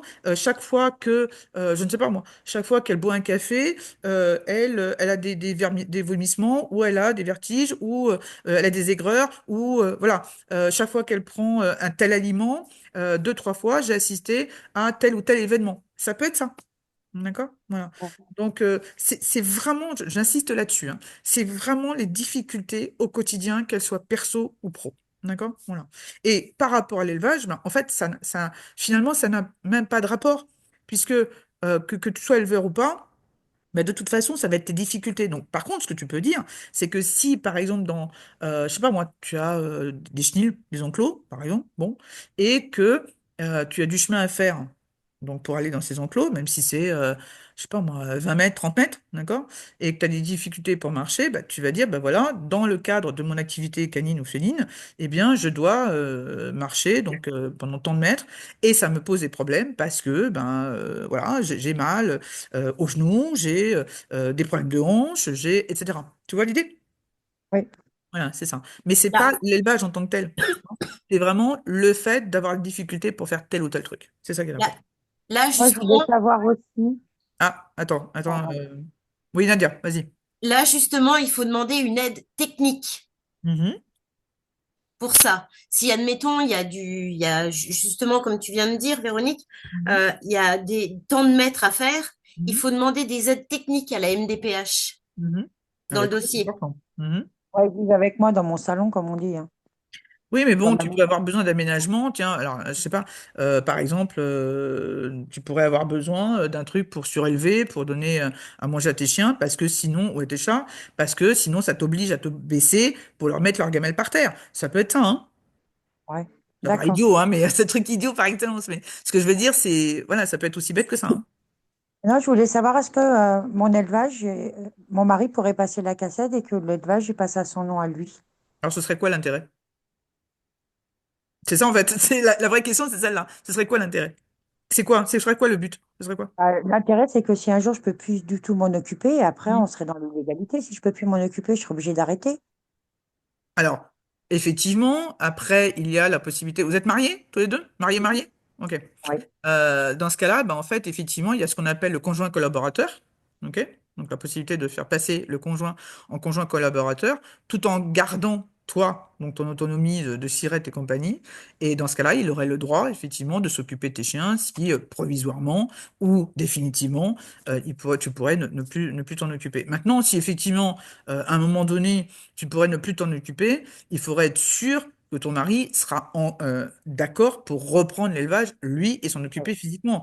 Oui. Si lui, en discutant, il dit, bah non, bah, de toute façon, c'était ton truc à toi, là, j'étais là pour t'aider, mais si tu ne peux plus, moi, je me vois pas m'occuper de ça tout seul, il est évident, bah, vaut mieux arrêter. Dans ce cas-là, avoir deux, trois chiens pour soi, et puis voilà, tu vois, voilà. Que, par exemple, pour le TAV, Mhm. Pour la transport conduite? d'animaux Mhm. vivants, c'est moi qui l'ai.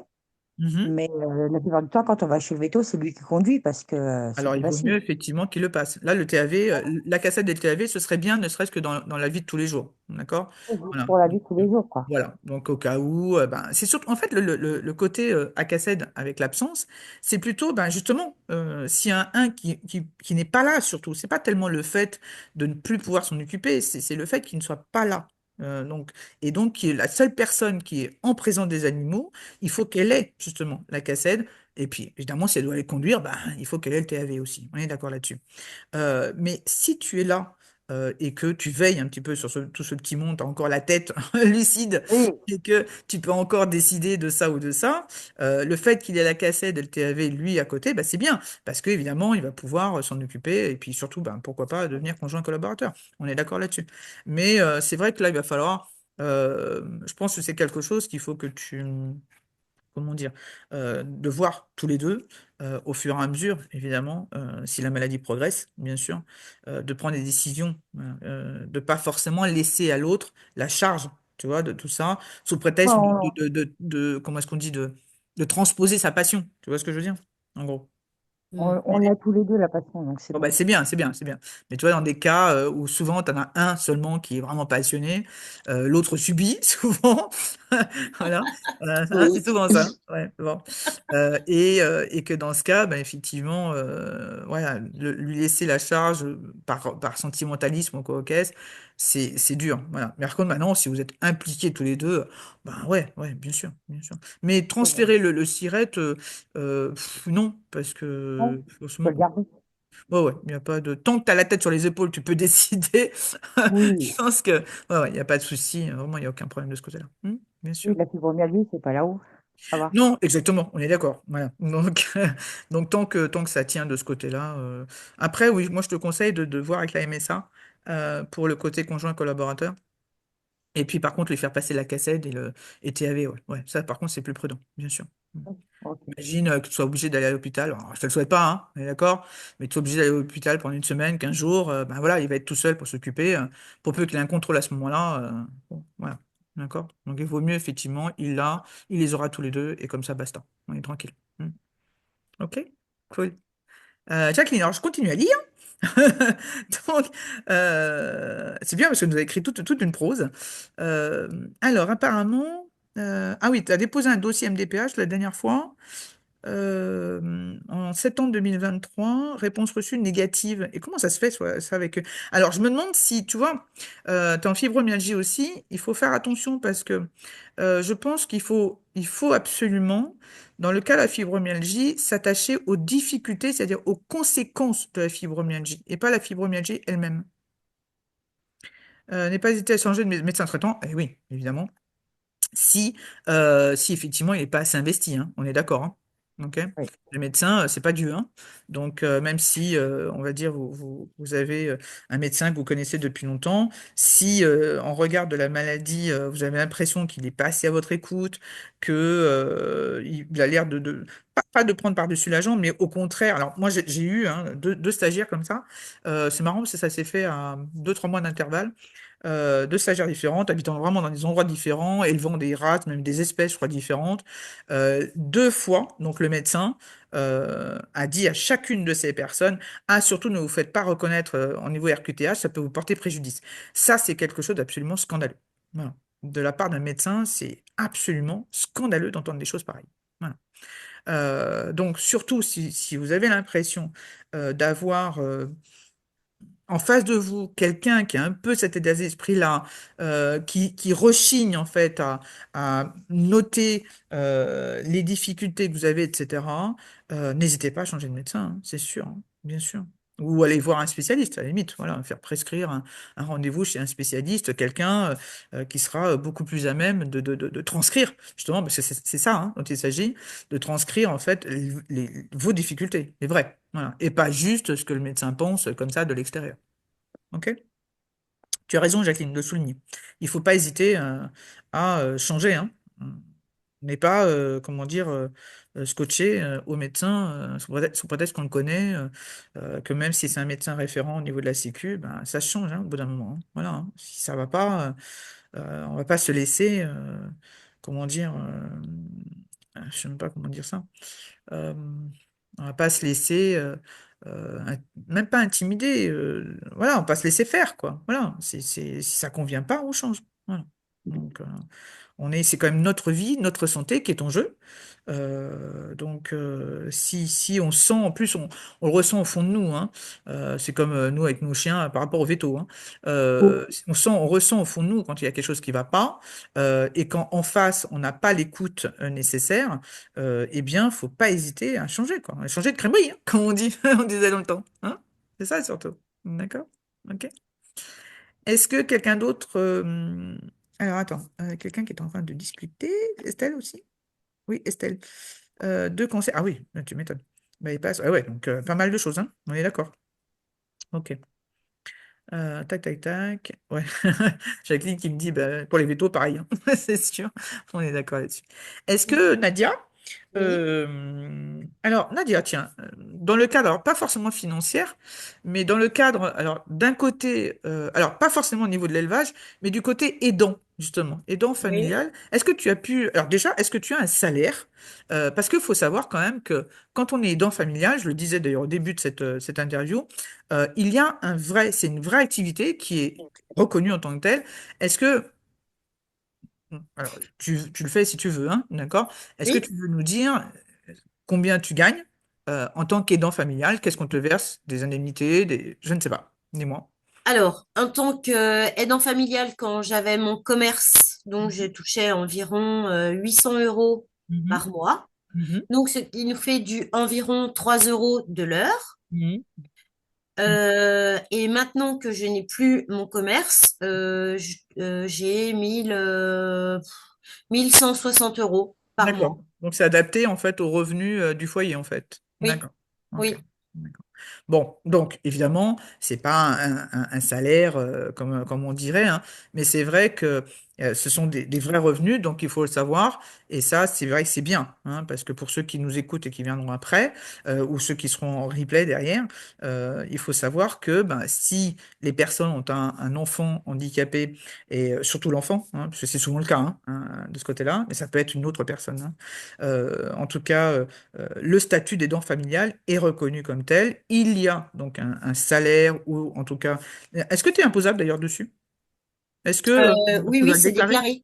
C'est Oui, déclaré. oui, Enfin, quand je oui. dis déclaré, c'est pas le terme exact, mais est-ce que c'est quelque chose qui est comment dire? Est-ce que c'est pris en compte, ces revenus-là sont pris en compte dans ton imposition? Oui, Oui, d'accord, ok. Oui, oui, oui. oui. Oui, Ok, puisque moi, j'ai la PCH aide humaine pour mon très fils. bien. Ok, Oui, c'est voilà. ça. C'est la C'est ça. PCH. En Ok, fait, parfait. c'est lui qui en bénéficie, en fait. Oui, ben, à la limite, c'est le premier concerné, hein, si je puis dire. Oui, mais voilà, c'est pas un salaire qu'on nous verse, en fait. C'est ça, tout à fait. On est d'accord là-dessus. Ok. Donc, en tout cas, il faut savoir que ça existe et que, surtout par rapport aux parents qui sont extrêmement démunis, qui ont, quand je dis démunis, c'est face à la situation, qui ont encore un boulot, quelquefois à mi-temps encore, qui le Mm. tiennent en disant, punaise, si je lâche mon boulot, j'aurai plus de salaire, j'aurai plus rien, comment je vais faire? Bon, ben voilà, il faut comprendre qu'il y a cette aide-là pour pouvoir justement rester à la maison ou en tout cas pouvoir subvenir aux besoins de l'enfant qui est souvent en handicap assez important, puisque en général, quand on veut rester à la maison, c'est pas juste pour le regarder dans le blanc des yeux, hein, on est d'accord? Mm, Non. mm. On est d'accord là-dessus. Donc voilà, voilà, il faut savoir que ça existe et ne pas hésiter à demander cette aide. Vraiment, c'est important. Voilà. Voilà, justement, je voulais parler de la PCH parce que je sais plus qui c'est qui en parlait tout de suite. Là, c'est Carole. Hmm. C'est Carole. Carole, Oui, oui, la PCH, oui, c'est mon fils normalement qui la touche, oui. mais par rapport à, en fait, en étant aidant familial, je sais pas si vous êtes comme dans mon cas, Hmm. aidant familial. Tu es dans Bah, ce village, Carole, ou pas? je suis la personne qui est son aide humaine, en fait. Hmm. Mais Mais est-ce que tu es déclaré comme tel, aidant non, familial? non. Bon, alors il va Voilà. falloir le faire. Hmm. Voilà, c'est pour ça que moi, en fait, je suis déclarée aidant familial. Moi, je D'accord. suis aidant familial de mon fils, donc la PCH, oui, lui est versée. Un, un, comment dire, un dossier MDPH a été fait Mhm. Ah et bah, c'est la MDPH, en fait, qui a, comment dire, qui a distribué l'argent, donc la PCH Mhm. mm, pour moi, parce que c'est moi qui m'occupe de lui, on va dire H24. C'est ça. d'accord. À part une heure, voilà, dans la journée. Mm. Mais quand ils disent, par exemple, moi je vois, ils considèrent que je m'occupe de mon fils 11 heures par jour. Mhm. Ah bah, Alors, si on compte 11 heures par jour, donc si, admettons, je m'occupe de lui de 5 heures du matin jusqu'à, eh ben, 11 heures, ça va faire 16 heures l'après-midi. Mhm. ouais. Donc après, je m'en occupe plus. Ouais.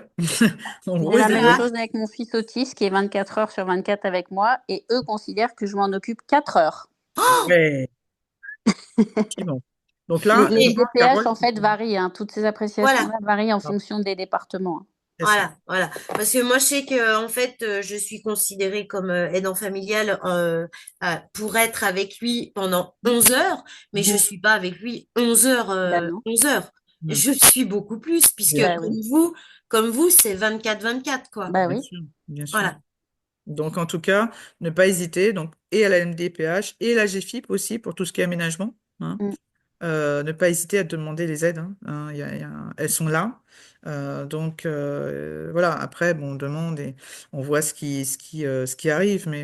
Et puis, Ouais. ne pas hésiter aussi à se faire accompagner par une assistante sociale éventuellement. Oui, Mm. Voilà, faut pas hésiter, faut pas oublier que les assistantes sociales sont là, pas forcément quand tout va mal, hein. Elles oui. sont là aussi, elles sont les relais d'entre les personnes en difficulté, quelles qu'elles soient, hein. Là, on parle du handicap, mais ça peut être n'importe quoi, hein, d'accord? Mm.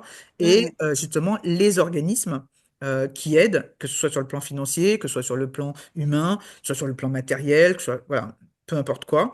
Donc, ne pas hésiter à contacter une assistante sociale hein, pour justement Mhm. faire ce lien et demander, faire des dossiers, etc. Ne pas rester seul, encore une fois. Hein. Vraiment. Oui. Ouais. Au sujet des assistantes sociales, justement, il y en a à la MDPH qui en font Mhm. partie Mhm. et où on peut justement demander qu'elles nous aident à remplir le dossier pour la MDPH et demander les aides qu'il faut, Ah bah justement. Estelle, justement, tu vois, tu demandais tout à l'heure. N'hésite pas à demander une assistante sociale. Oui, D'accord? Mm. il faut demander. Bon. Moi, Parce que j'ai tout. l'assistante sociale de secteur, elle a dit qu'elle pouvait rien pour moi. Non, bah alors dans ce cas, il faut en changer, c'est toujours pareil, Oui, d'accord? oui, Après, il y a. Alors, après, ce qu'il existe aussi. Alors, bon, après, c'est peut-être un petit effort financier, il faut voir, parce que je connais absolument pas les montants. Mais il y a des personnes aujourd'hui qui se consacrent justement à l'accompagnement des personnes handicapées pour justement remplir les fameux dossiers. Ça existe. Moi, j'en ai une que je connais comment dire, qui s'est lancée dedans. Souvent, ce sont des personnes qui sont impliquées hein, dans le handicap. Généralement, elles sont concernées. Hein. Bon. Et justement, elles savent les difficultés. Et à partir de ce moment-là, c'est des personnes justement qui ont décidé de se consacrer à l'accompagnement, donc des personnes pour les dossiers. Il y a aussi des associations. Beaucoup d'associations dédiées au handicap ont des personnes justement qui peuvent aider à monter les dossiers, donc à l'intérieur des associations. Je pense il faut essayer de creuser sur ce sujet-là aussi. Ok. Ah, Christelle. Ah, je crois que c'était Estelle. Christelle, d'accord. Excuse-moi, je t'appelle Estelle depuis tout à l'heure. J'avais mal entendu. Christelle. Bon, désolé. Bon, Ah, voilà. On est entre nous. On va dire ça comme ça. Donc, en tout cas, effectivement, voilà, les assistantes sociales, mais aussi les associations qui ont souvent comment dire, des personnes de façon interne qui ont plus de facilité sur le plan administratif, hein, tout simplement, qui sont plus à l'aise hein, avec les papiers et qui décident justement d'aider les gens. Sur le plan du boulot, pour ceux qui sont encore dans la vie pro, ne pas oublier qu'il y a de plus en plus de référents handicap. D'accord? Donc, bon, au niveau des boulots, alors, au niveau de France Travail, puisque avant ça s'appelait Pôle emploi, au niveau de France Travail, il y a encore des personnes étiquetées, entre guillemets, Cap emploi. D'accord? Donc, ne pas hésiter, là aussi, hein, à les contacter pour ceux qui sont concernés hein, par le côté non-emploi.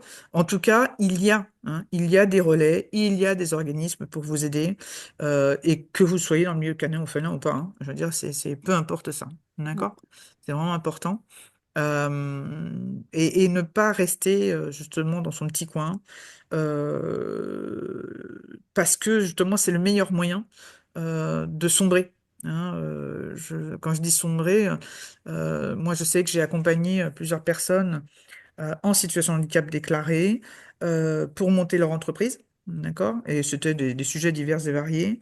Et en fait, le plus dur combat que j'ai eu à mener, c'était de faire comprendre à la personne qu'elle avait un vrai statut et donc pour qu'elle reprenne ce statut d'être humain, d'individu.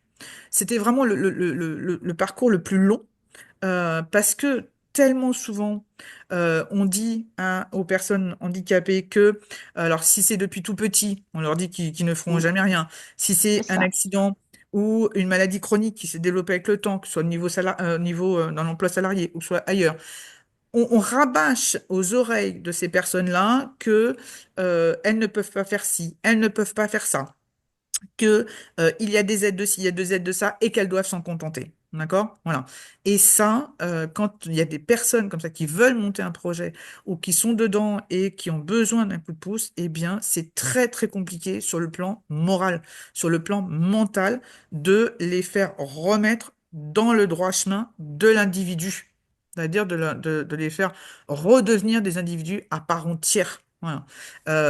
Et c'est dommage parce que c'est souvent des gens qui ont beaucoup de très très bonnes idées. Donc c'est pour ça, voilà, ne restez pas seul, encore une fois, c'est extrêmement important. D'accord? moi, j'ai fait un truc. Oui. J'ai quitté le monde du travail il y a longtemps. Avec Mhm. l'élevage, là, on avait quand même une vie sociale, mais depuis que j'ai la maladie, on reste Mhm. à la maison. Mhm. Et moi, je supportais plus de rester tout le temps à la maison. Bien sûr. Mhm. Voilà. Et maintenant, le jeudi, eh ben, je vais au Resto du Cœur. J'aide au Resto du Cœur. Parfait. Je fais du bénévole. Nickel. Une journée, je fais ce que je peux par rapport Bien sûr. à mes douleurs. Bien sûr. Mais ça me fait énormément de bien au moral de partir de la maison une journée par jour, Et par puis semaine. surtout, et puis dans ton cas à toi, eh ben, c'est d'occuper d'autres personnes, du coup. Et puis de voir du monde surtout. Exact. Bon, bah ça, c'est super. En tout cas, pour les personnes qui nous écoutent ou nous écouteront, si effectivement vous avez l'impression d'être enfermé et que bah, vous n'avez pas d'activité, on va dire, comment dire, trop prenante et que vous savez que vous pouvez le faire, n'hésitez pas, effectivement, bah, à aller voir les associations cette fois, non pas forcément pour demander de l'aide, mais pour en proposer cette fois. Voilà. Et ça peut Ouais. être très enrichissant sur le plan humain, et tu as tout à fait raison. Le plan humain, sur le plan social, c'est extrêmement important, ouais, de garder un pied dans la vie, hein, dans la vie courante, dans la vie sociale. C'est très important. Ouais, très Parce bien. que de rester des mois complets à la maison, Bien sûr, c'est pas bien sûr. bon non plus. Complètement, on est d'accord. On est d'accord là-dessus. Mais rassure-toi, même pour quelqu'un qui, on en parlait avec Nadia en formation l'autre jour, quand on est actif, que ce soit de la tête ou d'autre chose, qu'on soit handicapé ou pas, rester à la maison, c'est l'enfer, hein. Donc, Je confirme, C'est ouais, l'enfer. on est d'accord. confirme, Ouais. On est d'accord. oui. Donc voilà, donc c'est vrai que bon bah le boulot c'est une chose, le, comment dire, le handicap, tant qu'on peut, on va dire, se déplacer, c'en est une autre, mais garder un pied dans la vie sociale, c'est extrêmement important, par un moyen ou par un autre. Alors, quelqu'un qui ne peut pas du tout bouger, ça peut être aussi, il faut pas oublier qu'on a beaucoup sur le côté distanciel, donc tout ce qui est numérique, hein, donc l'accessibilité numérique a énormément évolué aussi, qui permet bah, de garder des échanges. Alors oui, peut-être qu'on peut pas trop bouger de chez soi, mais ça permet de garder des contacts, des relations, qu'elle soit pro, perso, peu importe quoi, familiale, voilà, et de garder ce pied justement dans la vie sociale, même si on a du mal à bouger, quoi, bien sûr. Voilà. Donc ne pas oublier aussi le côté numérique qui est super, super important. Qu'est-ce qu'elle nous dit, Jacqueline? Ah oui, 4 enfants, 8 petits-enfants et beaucoup d'amis, ça aide beaucoup au moral, c'est certain. Et ben voilà, ouais, Jacqueline nous le confirme. Voilà, c'est pas parce qu'on n'est pas forcément trop mobile qu'on doit se couper du monde, hein, surtout pas. Voilà, donc ça, 5 garçons aussi. Waouh! 5 enfants, 5 garçons? T'as pas eu de fille là-dedans. Ok. Et les petits-enfants, c'est quoi? Quatre petits-fils et deux petites filles. Ah ouais, quand même, hein, il y a une grosse majorité de mecs dans l'histoire. On va dire c'est la génétique, hein, comme chez moi. Ça a marqué, hein, c'est les mâles qui ont marqué dans l'histoire. Je rigole. Bon, en C'est tout cas, ridicule parce que j'avais une chihuahua, j'ai fait hmm, de l'élevage de chihuahua. hmm, J'ai une de mes chihuahuas, elle ne m'a fait que des petits mâles. c'est Elle ne incroyable m'a ça. jamais fait une seule femelle. C'est incroyable. Et quel que soit le mâle que tu utilisais. Ouais, elle m'a fait quatre portées, Ouais. les quatre portées, Hmm, que des mâles. ouais, c'est incroyable, hein. Ouais, bah Ouais, après, c'est le hasard, hein. C'est le ouais, hasard. Et puis, alors peut-être aussi, voilà, au niveau de l'ovulation, peut-être au niveau du moment des portées aussi. peut-être, ouais, on sait pas. Il y a eu longtemps pas un préjugé, mais justement des on-dit qui disaient que si les portées naissaient tel moment du mois, on avait plus facilement des garçons que des filles, ou qu'elle était saillie plus Oui. tôt, plus tard par rapport à l'ovulation, qu'on avait plus facilement des garçons que des filles, Ouais, etc. Bon, après, je sais pas si ça se vérifie, hein, donc, Moi, pas sûr, hein. personnellement, je sais pas par rapport à l'ovulation, justement, des femelles, Mhm. mais j'en ai entendu parler aussi, hein, que si c'est vraiment en début d'ovulation, il y a plus de chances d'avoir de femelles que de mâles. Et ben voilà. Donc, comment elle s'appelle? Jacqueline nous confirme que comme chez les femmes, l'acidité vaginale peut avoir un effet sur le sexe. Bon, à confirmer. À confirmer. Bon, en tout cas, c'est vraiment un plaisir hein, comment dire, d'avoir cette discussion avec vous tous et toutes d'ailleurs, puisqu'il n'y a pas de mec. Voilà, bah voilà, là il n'y a pas de mec. Euh, Peut-être que en replay, hein, ils seront peut-être là. Bon, en tout cas, alors est-ce que quelqu'un veut reposer une question? Est-ce que quelqu'un veut apporter un témoignage d'autre chose? Parler de quelque chose? Voilà, Ben, dites-nous. moi, j'ai vu une question, je sais pas qui l'a posée en fait. Mhm. Mhm. C'est quelqu'un qui a posé une question en fait quand on parlait de Miss Bas. Mhm. Et si ça se passe mal? Alors oui, c'est important. Alors, Il Si faut c'est moi, cavaler chez le béto. Ah, c'est toi, Christelle. Donc, il faut oui, cavaler d'accord. chez le béto en catastrophe. Alors, justement, alors, c'était pour toi, oui. Alors, vas-y. en fait, si ça se passe mal, bon ben, j'ai eu 2 fois des césariennes. Mhm. Le truc, c'est que ça s'est passé la nuit. Oui, bah, c'est souvent. De toute façon, les Miss Bat passent la nuit, souvent. Donc, Voilà. Oh, ben, j'en ai eu en plein jour, hein. ok, Oui, oui, moi aussi. Ouais. Carole. Ok, Mais super. en Bonsoir. fait, ben, j'ai prévenu le veto et je suis partie. Ça devait être quoi? Ça devait être 11 heures du soir, minuit. Mhm. Mhm. Mais je suis partie de la maison avec ma chienne et je suis partie pour la césarienne. Parce que ton conjoint était là, de toute Oui, façon. Eh oui. oui. Ok. Et toi, Christelle, en fait, t'as déjà eu ou pas? Oui. Bah Et- là, ça s'est mal passé, c'était césarienne, mais c'était matin. Ouais. Et donc, du coup, tu t'es déplacé. Comment ça s'est passé? Bon, on s'est déplacés tous les deux avec mon mari, il a conduit Ok. jusque là-bas. D'accord. Bon, bah, ça va alors. Ok. Bon, moi, j'ai eu des grosses péripéties parce que sur le retour de la césarienne, ma chienne a fait un arrêt cardiaque. Ah, ah ouais.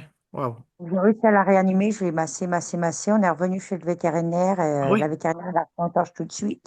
Elle me Ah, l'a sauvée, elle va waouh. bien, Ouais. elle est en pleine forme là maintenant, ça y est, Ouais. c'est fait. Ah, c'est Mais, incroyable ça, hein. mais Est-ce que le ouais, veto n'aurait pas eu la main un peu lourde au niveau de l'anesthésie ou un truc comme ça? alors elle me dit qu'elle a fait un choc Anaphylactique? de température. Ah, de température? Ouais, elle m'a dit qu'elle avait plus de 35 degrés, mais moi je suis étonnée parce que dans la voiture on avait 25 degrés, elle était sous les Ouais. couvertures avec le bloc chauffant, machin Ouais, il et n'y avait pas de tout. raison, quoi. Il n'y avait pas de raison. Ouais, il n'y a pas de raison, mais bon, c'était D'accord. un veto de garde parce que le mien était en vacances, donc voilà. Bon, en Après, tout c'est ce cas, que on s'en est sorti. C'est bien. les vétérinaires, je veux dire, quelque part, ils peuvent dire ce qu'ils veulent. Eux, ils sont vétérinaires, nous, on ne l'est pas. Voilà, Oui, c'est ça. puis on Donc n'était pas là. après, voilà, hein, eux, ils ont leur théorie, ils ont leurs choses qu'ils ont appris dans les bouquins. Nous, Mm, non.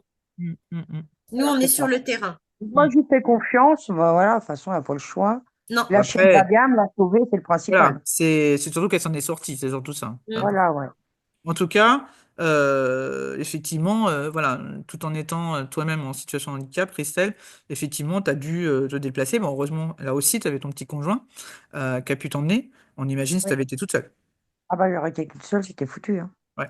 Donc, c'est C'est là bien qu'on aussi voit, de faire, effectivement. d'avoir fait la formation premier secours Ah, très pour bien. les... Ouais, Très bien, ça aussi, effectivement. ouais. Ouais. Ça, c'est peut-être un truc, effectivement, à incorporer pour les personnes qui sont soit obligées, soit qui ont des difficultés et qui sont oui, obligées, ou en tout cas qui ont du mal à sortir de chez elles.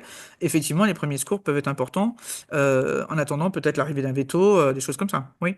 Mm. Très Parce bien. que j'aurais pas eu cette formation, j'aurais peut-être pas fait le massage cardiaque, j'aurais peut-être pas eu le Exact. procédure. Ouais. Exactement, on est d'accord. Tu l'as fait avec quel organisme? Juste par curiosité, tu te souviens? Animaux perchégite.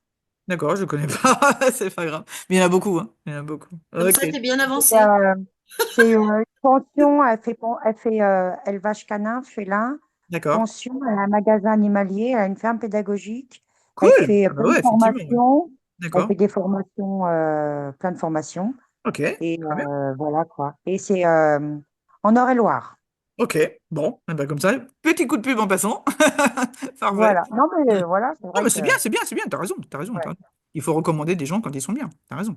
oui, voilà. Euh, Alice, est-ce que ça t'est arrivé d'avoir un, si tu es là, est-ce que ça t'est Oui. arrivé d'avoir un, comment dire, bah, justement, un coup de chaud comme Un ça? coup de chaud. Alors, pas pour une mise bas, mais c'était Mm. pour une bagarre et qui l'œil avait Ah été oui. Oh, ouais, griffé, ça aussi. donc à 23 heures du soir. Mhm. Et j'avoue que j'étais très mal ce jour-là et j'ai remarqué l'adrénaline. Je pense Mhm. que l'adrénaline Oui, tient. Et du c'est coup, vrai. j'ai pu assumer, et je pense que c'est l'adrénaline, quoi. Ouais, Du on fait coup, tout ce qu'il faut, on s'occupe plus. voilà. Ouais. Voilà. Et donc, euh, donc, je me fais confiance à ce niveau-là, parce que c'est vrai, bon, on a des montées quoi, Bien d'adrénaline, sûr, je pense. bien sûr. Voilà. Ah bah oui, Du de toute coup, façon, voilà. Bon, après, je suis très prudente quand je prends la voiture dans ces cas-là, je fais très ouais. attention. Mhm. Et ça s'est bien passé, quoi. Donc, Mhm. voilà. Et après, bon, j'ai aussi, dans ma région, j'ai de la chance, j'ai 3 vétérinaires qui viennent à domicile, Ouais. que j'ai les adresses. voilà, et donc Ouais. je sais, j'ai pas mal de téléphones de vétérinaires dans Hmm. dans mon iPhone, quoi. Mhm, mhm. Et en cas, je sais où sont les urgences. Ouais, ça c'est bien. Donc Alors, voilà. l'idéal, Mais bon évidemment, là, voilà. Bon, les chats, les mises basses, ça se passe plus ou moins, ça se ouais, passe en bien, hein. général, ouais, ça se Voilà. passe bien. Ouais. Bah, c'est des petites têtes. Alors, à part, tu nous as dit, tu fais du ragdoll, c'est ça? Voilà. Moi, la seule chose des mises basses, c'est que comme je suis très fusionnelle avec elles, je ne peux absolument pas bouger. Oui. Je peux pas être plus loin de 20 centimètres, autrement elle me suit. Je peux pas. Je suis complètement collée à elle, quoi. Ouais, Euh, rassure-toi, les femelles voilà. sont J'en très ai eu souvent une comme ça. dimanche là, et je pouvais même pas reculer de 20 centimètres qu'elle sortait de la caisse. Bon, Donc, bon, après, voilà. après Mais ça, c'est souvent les femelles, elles sont, comment dire, mm, si elles nous voient, en fait, très souvent, elles sont collées à nous, hein. Ouais, je sais que ouais, elles sont collées à nous. ça, C'est une chance le Mais bon, veto c'est qui se vrai. déplace, hein. c'est souvent, hein? Comment? Oui, ça, c'est une chance le veto qui se déplace, hein, parce que par Oui, chez nous, il n'y a pas, hein. À ouais, il part y en pour a les beaucoup. visites sanitaires, c'est tout, hein. Ouais, Ouais. encore. Alors, Euh, je sais pas si elle se déplace la nuit, mais bon, en journée, ça c'est ouais, ça sûr. s'est bien passé. Hmm. Voilà. Et Moi, j'en avais une, hein, bon, elle faisait que ça. Enfin, elle fait d'ailleurs toujours que ça, parce qu'elle est toujours veto, c'est moi qui mm, suis partie. Elle est veto mobile. Donc, d'ailleurs, elle a appelé mm, sa boîte comme ça. Veto mobile, mhm, elle ne fait que de l'itinérance et elle n'a pas de cabinet. Et qui fait que mm, quand comment dire, quand il y a une urgence ou quand il y a la chirurgie à faire, alors quand c'est une urgence, de toute façon, elle est en partenariat avec une clinique veto, donc qui est juste à côté. Et quand il y a de la chirurgie à faire, ben, en fait, elle loue une journée par semaine, le cabinet, donc la salle de consultation, et elle fait ses chirurgies. Voilà. Donc en fait, et elle ne fait que ça, et c'est génial, parce que et d'ailleurs, elle était toujours débordée, je me souviens à l'époque, et c'est rarissime, quoi. Je vois les mm, éleveurs aujourd'hui, ou même les pensionnaires, hein, puis ça peut arriver, qui ont des grosses difficultés à trouver un veto qui puisse se déplacer, ne serait-ce qu'en urgence, quoi. Je veux dire, et mhm, même pas régulièrement, mais ne serait-ce qu'en urgence, quoi. C'est terrible, là, ce qui est en train de se passer. mm. Mais Donc, je pense qu'il faut Même chercher pour sur avoir Google, un hein, veto sanitaire, hein. oui, c'est dur. mm. Oui, Alice? Faut chercher sur Google parce que bon, moi, j'ai la chance, hein, autour de moi, il y en a trois qui ont fait ce métier, ça, Hmm, en hmm, itinérance, quoi. ouais. T'es où? T'es dans Et quel coin? dans le 06, côté Ah ouais? Grasse, elles sont à Pégomas, Ouais. Montsartou. Il y en a trois vétérinaires qui ont décidé de faire que de l'itinérance comme ça. Alors, c'est marrant Et parce que du la mienne, elle est coup, dans le 83. Donc, c'est marrant, hein. C'est dans le sud-est, hein, tous. Bizarre. voilà. Mm. Et c'est vrai que c'est important de les chercher avant d'avoir Oui, le bien sûr. problème, quoi. Ah bah oui, oui. Mais si on Voilà. pouvait, le souci, c'est que souvent on n'y pense pas, hein, Mm. on vit notre vie et puis voilà, on se dit qu'il y a des vétos et en fait, c'est quand effectivement les problèmes arrivent que on se rend compte ben, on aurait déjà dû effectivement prévoir, mais c'est surtout qu'on se rend compte de la déficience, quoi. C'est terrible, ouais. Ouais, suivant les De gens régions. compétents qu'on a besoin, ouais, bien sûr. Mm. Mm. Voilà. Après, autre témoignage, je Oui. peux dire, moi, par contre, le lien social, je l'ai par les adoptants. Moi, Ah, ça très bien. m'apporte beaucoup. Voilà, étant donné que je suis très fermée, du moins par la maladie, je suis vraiment en vase clos. Mhm. Et du coup, les adoptants, parce qu'on les a au téléphone, Ouais, et donc ça, je partage ma passion, du coup, ouais, bien en sûr. plus, voilà. Et moi, ça me donne un lien social, les adoptants, Mhm. par la communication téléphonique dans un premier temps, qui a lieu Mhm. plusieurs fois, Mhm. et puis après par la visite ou par les webcams, Mhm. parce que je fais beaucoup en webcam. Ouais, c'est bien ça aussi. Et moi, ça me donne un lien social, quoi. C'est ce que j'allais te demander d'ailleurs. Est-ce qu'ils reviennent, même après avoir acheté un chaton chez toi, est-ce qu'ils reviennent justement de temps en temps? Alors, ceux qui habitent pas trop loin, évidemment, ou ceux qui Ah, viennent je en vacances reste en du coin. contact. Ouais, tu Je restes en reste en contact. contact, toujours. Oui, il y en a pas tous, hein, parce qu'il ne Mhm. faut pas forcer les gens, Bien sûr. mais j'en ai voilà la moitié qui m'envoient tout le temps des nouvelles, Cool. et il y en a même qui sont devenus des amis. Ouais, bah, c'est souvent, de Donc toute façon, on a toujours voilà, quelques adoptants, au bout d'un certain nombre d'années, on a toujours quelques adoptants qui finissent par devenir des amis. Heureusement d'ailleurs. des amis, voilà. Et c'est vrai que ça m'a apporté beaucoup en lien social. Bah, c'est pour Cool. ça aussi que avec l'invalidité, j'ai cherché ce que je pouvais faire Mhm. comme travail, et je me rends compte que je ne peux pas faire grand-chose. Mhm. Du moins, il faut que ce soit quelque chose à domicile et à mon rythme, Bien pas sûr. salarial, quoi. Voilà, qu'à mon rythme à moi, quoi. Mhm. Et du coup, c'est vrai que l'élevage, si on met 2 heures pour faire les choses, ben, il n'y a pas de Ouais, c'est pas réclamation. grave, quoi. Ouais, voilà, c'est ça. Exact. Bon, en tout Voilà. cas, Donc effectivement, donc Jacqueline nous raconte évidemment pour les urgences véto, bah, elle se débrouille, hein, la pauvre. Sinon, bah, elle se fait conduire. Alors en expo, bon ça c'est moins, c'est quelque chose qu'on peut prévoir suffisamment à l'avance, donc ça c'est pas trop grave. Et puis un petit cousin, jeune retraité, donc ça c'est bien, et qui la conduit quand elle a besoin. Bon bah ça c'est cool, Jacqueline, ça c'est bien. En tout état de cause, ben, en tout cas, c'est très enrichissant aujourd'hui de vous entendre, de vous écouter et de voir que finalement vous avez la pêche, que vous laissez pas abattre et c'est bien. Et je ne peux que vous encourager dans ce sens-là. Voilà, ne vous laissez pas enfermer, encore une fois, n'hésitez pas à aller sur l'extérieur, demander des aides, quel que soit le type d'aide. Il y a beaucoup de gens qui sont à l'écoute, des assos souvent, et comme je disais tout à l'heure, tous ceux qui viennent dans les salons dédiés au handicap, il y a énormément de gens qui proposent des choses vraiment hallucinantes, qui sont extrêmement intéressantes et pour justement, comment dire, alléger hein, le poids du handicap dans la vie donc des personnes. Hein. Le but du jeu, c'est celui-là. Voire quelquefois, alors j'ai plus d'exemples en tête, mais voir quelquefois de pratiquement le faire passer inaperçu. Tellement l'aménagement ou la chose ou voilà le process qui est mis en place, tellement il est adapté et la personne et on finit presque par oublier qu'elle a un handicap, euh, tellement voilà, ça lui convient, tellement, voilà. Donc ça, c'est bien. Voilà. Donc en tout cas, oui, Alice? Non? Non, non, c'est C'est bon? un C'est du bruit bruit? derrière. Bon, en tout cas, merci à toutes. On va clôturer donc, cette interview. Merci beaucoup, Nadia, Mais de rien. d'avoir témoigné quelque chose d'aussi fort hein, qu'un enfant qui en plus est enfin lourdement handicapé euh, Oui. et donc qui voilà pour que au niveau de ta vie quotidienne représente vraiment voilà quelque chose de très très fort. Mais après on sait ce que c'est que l'amour d'une mère, hein, Oui. euh, on le sait. En tout cas bon tu sais que Tata Véro est là hein, s'il y a besoin. Oui, je sais. Que, en tout cas, voilà, moi je suis assez impliquée dans le handicap. C'est pour ça que j'ai voulu faire aussi cette interview. Je me balade souvent, je vous dis, dans les salons dédiés. J'ai pas mal de gens que je connais qui sont dans ce milieu-là, voilà, j'en apprends beaucoup tous les jours, puisque voilà, et je suis toujours ravie, voilà, de voir comment les choses évoluent. Et la seule chose qui me rend triste, c'est de savoir qu'il y a que pas assez de gens sont au courant. Voilà, c'est la seule chose voilà, qui me peine un petit peu. Et j'espère justement qu'à travers ou cette interview ou d'autres choses, voilà, voilà, qu'il y aura, que les gens voilà, pourront comment dire, se relier les uns aux autres et comment dire, voilà, être mieux. Voilà, c'est avoir un mieux-être. C'est tout le mal que je vous souhaite. Voilà. Moi, Merci il y a beaucoup. juste un Oui, petit Nadia. truc en fait Oui, qui me chagrine, oui, on peut dire comme ça. ouais, vas-y. Tout ce qui est technologie et nouvelles choses qui peuvent apporter de l'aide au Mhm. quotidien aux personnes handicapées, Mhm. le problème qu'il y a, c'est le financement. Ah oui, ça c'est terrible. Mhm.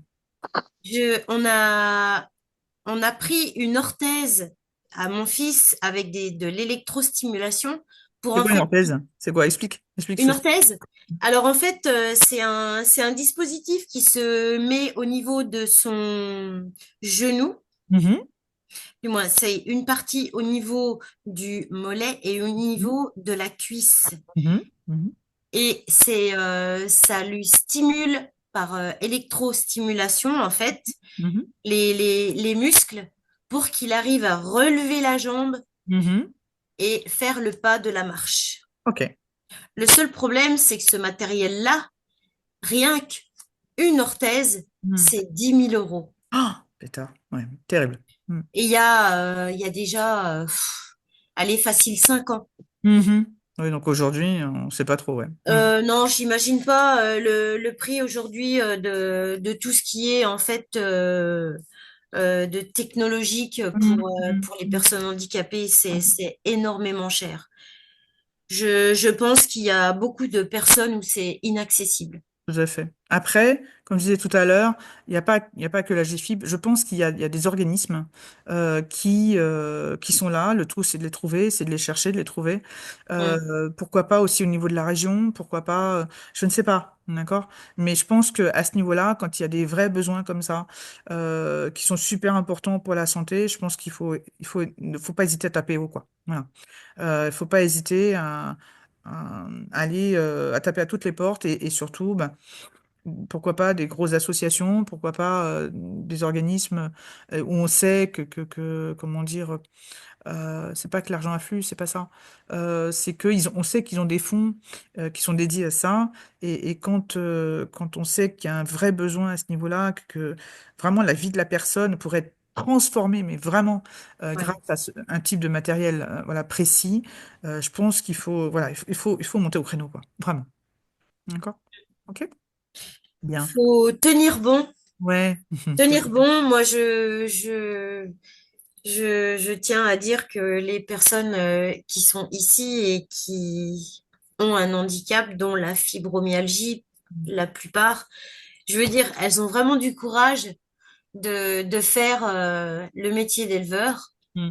Parce que déjà, moi, en étant, Que, comment dire, entre guillemets, que et donc, on va dire ça comme ça. voilà, que aidant, je veux dire, c'est déjà Ouais, bien. ouais, Mais alors, elle, je veux dire, c'est franchement, faut avoir du courage pour le faire. c'est sûr. On est d'accord et c'est pour ça qu'on les soutient et Ouais, qu'on, voilà, que ça même moralement, de loin, voilà, on vous oui, soutient tous et toutes et surtout, voilà, s'il y a quoi que ce soit, il faut pas hésiter à en parler. Faut pas hésiter aussi à en parler sur les réseaux, hein, ne pas oublier que vous n'êtes pas seul. Qu'il y a énormément de gens, si on peut parler que du milieu canin et félin, ben, on n'imagine même pas dans le reste. mm, Il y a énormément de gens qui sont concernés et qui restent aussi dans leur coin parce qu'ils ont l'impression qu'ils sont tout seuls. Donc, il faut pas hésiter à faire des posts hein, sur les réseaux. N'oubliez pas que les réseaux, ça porte bien son nom, c'est réseau social. Hein, c'est un réseau social. Ça veut bien dire ce que ça veut dire. Et le réseau social est là pour relier les gens. Hein. Donc, n'hésitez pas. Il y a beaucoup de groupes aussi dédiés au handicap. N'hésitez pas à aller devenir membre de ces groupes pour parler de vos soucis, pour demander, poser des questions, etc. Il y en a énormément et il y a beaucoup de membres dedans. Il y a des handicaps très différents. Mais en tout cas, vous avez dans ces groupes très souvent beaucoup d'écoute, beaucoup d'humanité. Beaucoup d'idées aussi, hein. Donc des gens qui ont des solutions, des idées, peu importe quoi, hein. Donc n'hésitez pas à aller sur les réseaux. D'accord? Ok? Mm. Bon, eh ben merci à toutes et puis à très bientôt, bon courage et je vous fais plein de bisous. Merci si, à beaucoup Merci bientôt. Bonne d'avoir. Allez soirée. les filles. d'organiser ce live, quoi. Je sais pas comment ça s'appelle, mais Oui, merci c'est beaucoup ça, d'avoir fait le sujet avec et plaisir. c'était Mm. extrêmement intéressant et instructif. C'est génial. Eh ben, c'est le mot de la fin, super, merci Alice. Et en tout cas, bon courage à tous et à très bientôt. À Merci bientôt. beaucoup. Salut, Au salut. revoir.